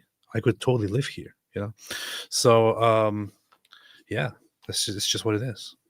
It is what it is. It's for their own cause. So all of those things were true, and he was upset that he couldn't express those things freely without all of this pressure coming down on the organization. But he has a lot of great Jewish friends. And and some people that maybe some not so good ones, right? But I think it's just a nuanced thing. Was Charlie offered $150 million from Israel? As far as I know, no. I had never heard anything like that. Everyone I've asked has said the same thing. And by the way, just for what it's worth, it doesn't matter the amount that would have been coming down. We would have said no. And there's evidence that is true. Turning Point does not. Charlie would. He put out a company statement saying, this was tempting for sure, but we're going to say no. Yeah. I mean, he was very principled in that way. He was extremely principled, especially on foreign money. I remember moments we'd be at like an event, and some foreign people would come up and like demand a meeting or try and get a meeting with Charlie, and Charlie would look at me and go, deal with them, get rid of them. Like, I don't want to talk to them. So I often had the job of being the bad guy and saying, I'm so sorry, Charlie's schedule's busy. And, it's unfortunate. We just can't fit you in. Oh, well, here's my card. Please, let's, And I mean, on one occasion when that happened, a couple years later, those people we saw him in the news and they got arrested. And he texted me, he's like, see, I knew it. My spidey sense could feel it. And Charlie did have a spidey sense for who he could trust and who he couldn't trust. And in this business, there's a lot of shady people. David, I take it back. It's okay to talk about superheroes. All right, then we'll talk about Spider-Man a bunch. All right, so his spidey sense. You know what, AP? What? This guy, Andrew. People give off signals when they're making stuff up or when they're extremely biased or something like this. This guy seems completely legit. Like he's not towing any party lines. He's like giving both sides. Well, there's this, but no, come on. Hey, CBN News actually invited in an Arab Christian to talk about Israelis and talk about Christians in Israel. I think I did shows with that guy once. Yeah. This is funny because this is basically what I'm going to Israel for myself. Because I looked at all the publications and all the stuff that Tucker Carlson does about Christians and all that, and I thought, why is nobody talking to Israeli Christians? And I saw a bunch of Israeli Christians be like, hey, well, how about you ask me? And everyone is ignoring them. And I thought, this is just incredible, man. Well, you can't interview them because they're going to be covered with spit, according to all the groypers. So I'm going to go to Israel and just talk to a bunch of Israeli Christians and ask them how many times they got spit on today. Neighbors are Jews, are Muslim, Christian. So it's quite, it's like from many different backgrounds, from the mosaic of the, in Israel. And I think this is amazing because she's a Jew pretending to be a Christian. She's been paid by Mossad. They're holding her family hostage if she doesn't say these things. Oh, people really have fantastic imaginations when it comes to Israel. Anyway, let's see. Cursed Bow 7. I shouldn't be surprised, but the ghoulish nature of some of these people is astonishing. True. Al-Zut Booty Warrior says, if Osama didn't do it, why did he write a detailed letter on why he did it? Well, it was to fool everybody. You don't think letters can be faked by Mossad? Exactly. Rivers Orksy says, not invited to the memorial, but says they're the best friends. Hijab's voice. Get the hell out of here. Get the hell out of here. That is a funny thing. She wasn't invited. And then she was like, everyone can just get a ticket and go there, though. She's like, I'm going to be hanging out with Kanye. That's what I prefer to do, hang out with Kanye. And then like afterwards, she's like, yep, went to mass and then did something with my kid. And what, Kanye didn't want you over either? Kanye? Wait, I wonder if Kanye's like, oh, hell no. This chick is losing her mind. I can't have her. I can't associate with her anymore. She's going to make me look bad. Too crazy for Kanye now. Curse Mouse, if US and Israel are so inept that the two biggest dolts on YouTube can expose them, they deserve to be exposed. I rolling myself into another dimension. You have a point there. Yeah, I mean, think about this. I mean, Israel, they came up with this great plan to take down Twin Towers. They managed to get all these explosives and stuff in the building. I mean, tons and tons of explosives to bring all this down. But then they do the huge blunder, sending some Jews across the river to dance while holding a camcorder. Like that. I mean, if you just didn't, people wouldn't have caught on if it weren't for that one little thing. Gosh. Israel is the Jewish state, the greatest state of all. Did the Wizard of Oz curtain come from the stories? Yes. What could a CIA if a country the size of New Jersey is responsible for all the assassination in history? So which is CIA behind everything or Mossad? CIA is behind Mossad and Mossad is behind everything. Yeah, we even found out yesterday that Mossad, working for Israel, assassinated Abraham Lincoln. Found that out in my last live stream. Yeah. It was pretty eye-opening. It's actually called Mossad, so because it's very sad. It makes people sad. Mal the Stampede, if you guys didn't hear, 3 men shot a coach in Texas praying for his team. They have something in common. Might want to look. Already looked at it. Just haven't had didn't check too much, but yep. All Muslim names. One's named Mahmoud and another guy's like Ahmed or something like that. But yeah, I don't know what the situation is. There was another thing that I saw earlier, which was in Denmark, they did an IQ test for people above the age of 18. And someone asked about that.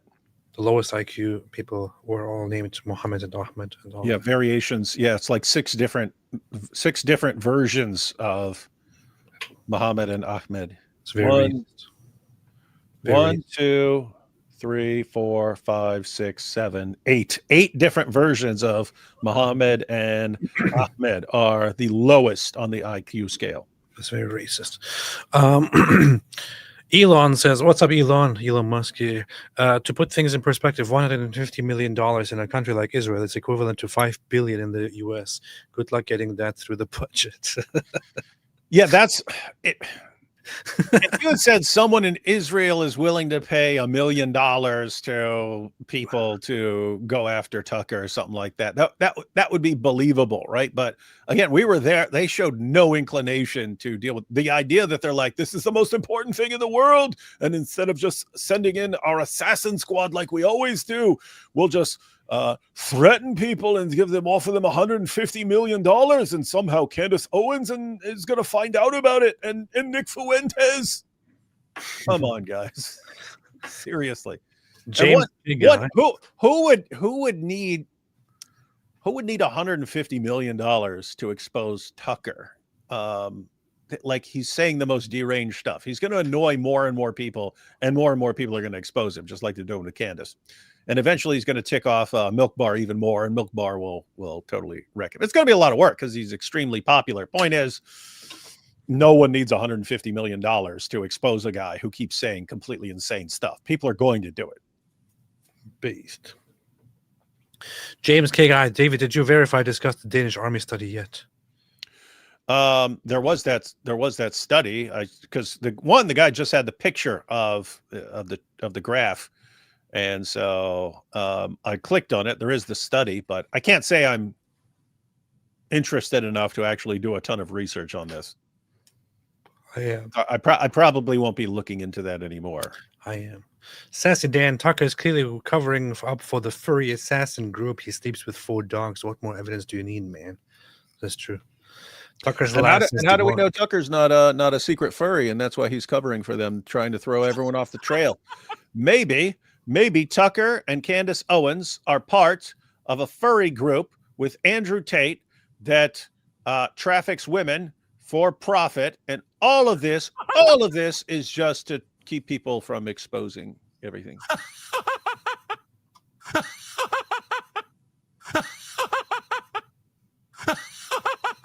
Wayne Quigley, AP tagged you on X Free Speech Union. Okay. AP tag too. Abraham Harp says, AP, I watched your Visegrád video. While watching, my 3-year-old asked if you were my brother. I said yes. That's very nice. Very, very nice. Lothar said, did the demon buck break Al-Zut Tucker? Yes. Abraham Harp says, the leftists and Islamists have a few things in common, not the least of which is that both lead to their adherents being intellectually al-zuted. This is true. Stefan the Pellet, Abu Dawood 4142 is the devil sleeping with Tucker Carlson. What does it say in Abu Dawood 4142? Are you looking it up? It says, the messenger of Allah mentioned bedding and said there should be a bedding for a man, bedding for his wife, and 3rd for a guest, but a 4th for the devil.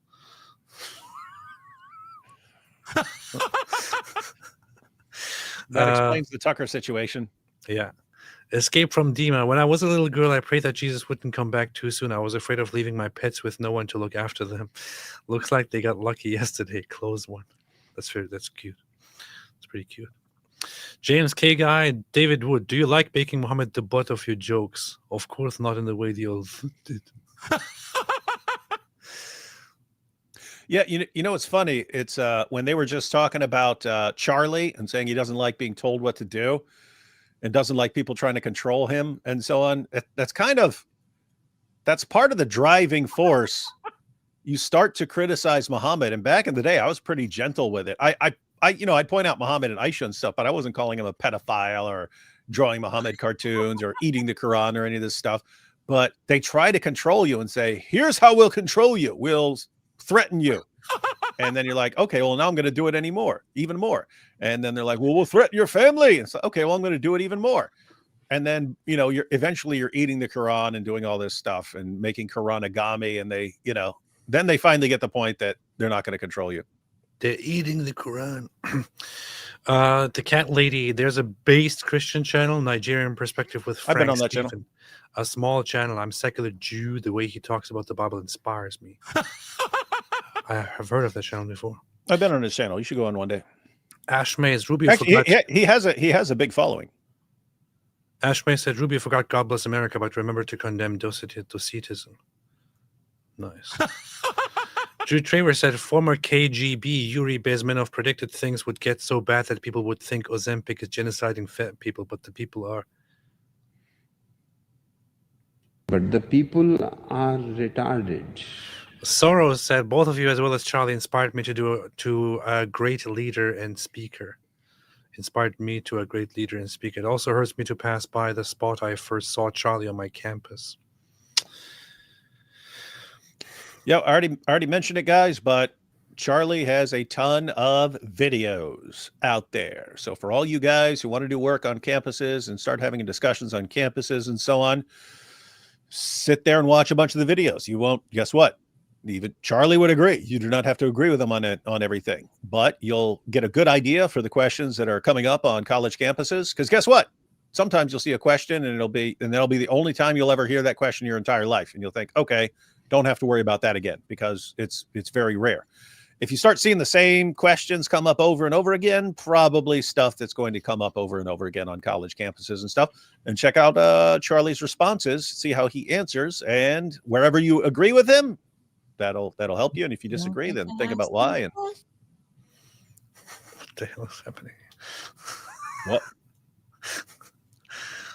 You don't get to ask those questions. What's wrong with you, Mom? Why are you so scared? You don't get to ask those questions. This is like horror movie stuff, man. What's wrong with you, Mom?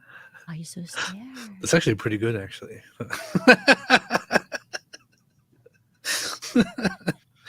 I have to bookmark that. I am the guy who liked your IP picture from up the nosebleeds. From up on the nosebleeds. Oh yeah. Do you even know what the nosebleeds is? Well, no.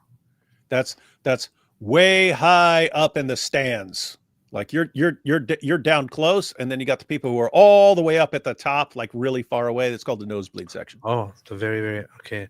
Yeah, because you're at a different altitude. They call that the nosebleed section. I'm the guy who liked your IP picture from up on the nosebleeds. I need to check that. The funny thing is, so I posted a selfie at the event, and also posted a few other things, and then my phone died. And I forgot my power bank. Good time to forget your power bank, man. In the Only car. going to the most important thing you're ever going to. And you weren't allowed to get bags inside there. Everything got kind of messed up. So my phone was dying, and it eventually died, which was a horrible, horrible thing. So I couldn't check what was going on in the world. Woke up at 4:50 and finally ended up in line at 6:30. Didn't get in until 10. Damn. Andrew Stubblefield, good evening, my fellow Jews. I'm coming back to ETS this year. Are you still down to eat a Carolina Reaper, David? Also, AP, are you coming since you're no longer a silly nihilist? I actually am, as a matter of fact. Wait, I'm not coming to the first one. I'm coming to the other one that is after that. What is that? EPS. EPS and ETS, man. Yeah. I'm coming to EPS. You're going to ETS? No. Maybe. I don't know. Are you going or not? You're speaking at the Apologetics Conference. I'm going to that, yeah. Yeah. So the EPS, that's a scholarly conference, that although I'm speaking at that too. That is Tuesday, Wednesday, Thursday, and then the Apologetics Conference starts after the scholarly conference. Carolina Reaper, maybe. Bring it. I've heard. Here's the thing. As far as the pain, I'm willing to endure limitless pain. I did check, since you said you were going to bring one before. I did check some people's reactions after eating a Carolina Reaper. Some people said they were completely messed up for the next day and couldn't function and so on. So I'll have to see what my schedule is like. If I have a day clear, and just in case, because I'm not good with spicy stuff, so I'm guessing I'm going to get. Put it this way: I ate a jalapeno once, which is probably 1,000 times less hot than a Carolina Reaper, and instantly felt like I had to throw up. So I'm guessing Carolina Reaper would make me sick. But if I'm not doing something on one day, then we can do it the day before. And if I'm just sick all the next day, then I might be able to deal with it. But we'll see. Weakling. Yeah, we're slim. Good evening, my the noob gamer says, I'm a Catholic and believe in Jesus, that he died for my sins. Does being in different Christian branch affect our salvation, even though we believe in Jesus? I'm Catholic and believe in Jesus, that he died for my sins. Does being in different Christian branches affect our salvation, even though we believe in Jesus? Depends on who you're asking. Because David will say, no, you have to be Protestant, otherwise. AP will be like, if you're not part of the Eastern Orthodox Church, then you are anathema, and the streets will flow with your blood once I get the power. I really just appreciate all the different Christian groups, that I want to say that. So I was actually going to post about it. Then I forgot. Alhamdulillah. Annabelle, Avi Yemini was just in Israel getting in arguments with leftists at the protests. There was one couple who said they believe Hamas over Bibi. I guess there's stupid everywhere, AP. Yeah. So Israel isn't this perfect country like you always make it out to be, made up of completely rational, all-based people. I think I saw him at the airport, actually, when he was on the way to Israel. Like, I saw him in London at the event. Then later, when I was at the airport flying to Poland, I saw him flying to Israel. And we briefly talked. Funny. Big Rig, wait, AP was on time to an event? Of course, man. What are you talking about? Mo the Goat, we need more debate with Tucker and Candace. Both don't debate much. The more both talk, the more nuts they get. They should debate each other. It would be funny. Paul, I think it mixed what Officer Tatum said and what Charlie said. Kenneth doesn't even follow Charlie on Instagram. Still doesn't. Check 2 days ago. No, Charlie did say that they are friends and stuff. Ari Wasman, what happened to the Muslim cowboy? Can't wait for him to go on Tucker's show. They can talk about how child marriage is dope and trad. I don't know what happened to him. I have no idea what happened to him. Hyperactive, sorry I'm late. Full support, brothers. Thank you. Thank you for the shekels. Thank you for the shekels. They landed somewhere here. I heard them earlier. Elon Musk says, Douglas Murray said, if you blame Israel instead of all possible Muslim countries for the shooting, the conspiracy you choose says a lot about you. If you blame Israel instead of all possible Muslim countries for the shooting, the conspiracy you choose says a lot about you. DR Bales to be coming to remember. Joseph says, Qatar Carlson is a spy to divide the right. I believe you. Locust of Control says, can you tell David to stop blaming me for everything? Locust of Control. Locust. Catholic Light Apologetics. AP, I made a short comedy skit about Islam making no sense. I suspect you may find it enjoyable. Do you have a channel? Obviously, Catholic Light Apologetics. Durr. What if you just called it Catholic Light Apologetics but didn't do anything on there? Have you ever considered that? Catholic Light Apologetics. We'll check it out. Hyperactive. From 1948, Israel faced Arab armies, survived 67 and 73, and triumphed, fulfilling Tanakh's promise. Though I end all nations where I scattered you, I will not end you. If Allah replaced Israel, why grant them victory? Yeah. Yeah, that's true. Muslims do still refer to Jews as children of Israel. Children, but they don't believe in all the things that the Bible says about Israel because they don't have the Bible. Rick Newton, at this point, even Momo Hijab could debunk Candace. He could. Laurie Shetto says, your Tucker laugh cut has by coincidence the same note progression as a song from the musical Camelot. Thanks. Really?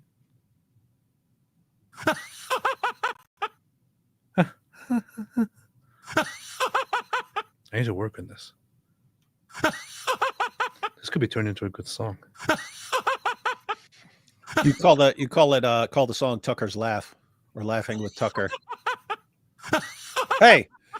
And what you do is show like the most horrible atrocities in the world and just have Tucker laughing at all of them. That's really messed up. Overlap. Let's see.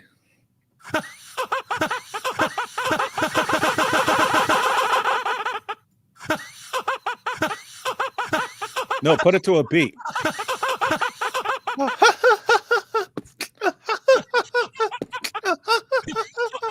Like that.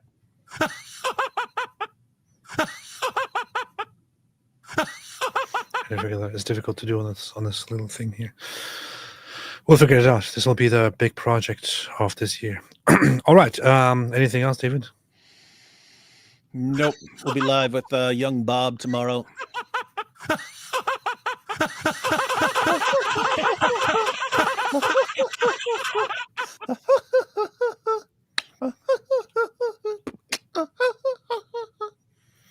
Hang on. Where's the Tucker left now?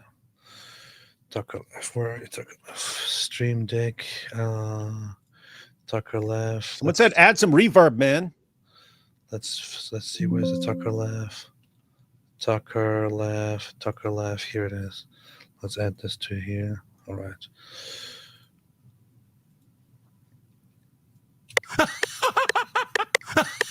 No, I need to figure out the. Need a little space in between it, man. And it's you gotta have a beat to it, and it's gotta match the beat. Dude, you should send Sal the clip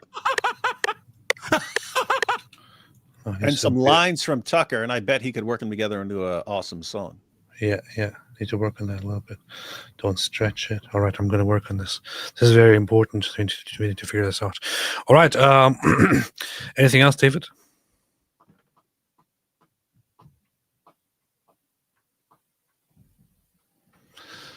No, I do FL Studio, Akoko Loco.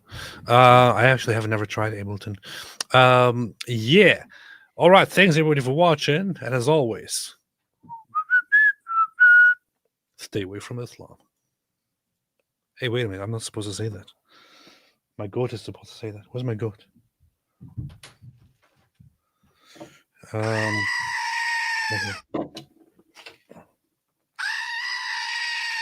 In other words, stay away from Islam.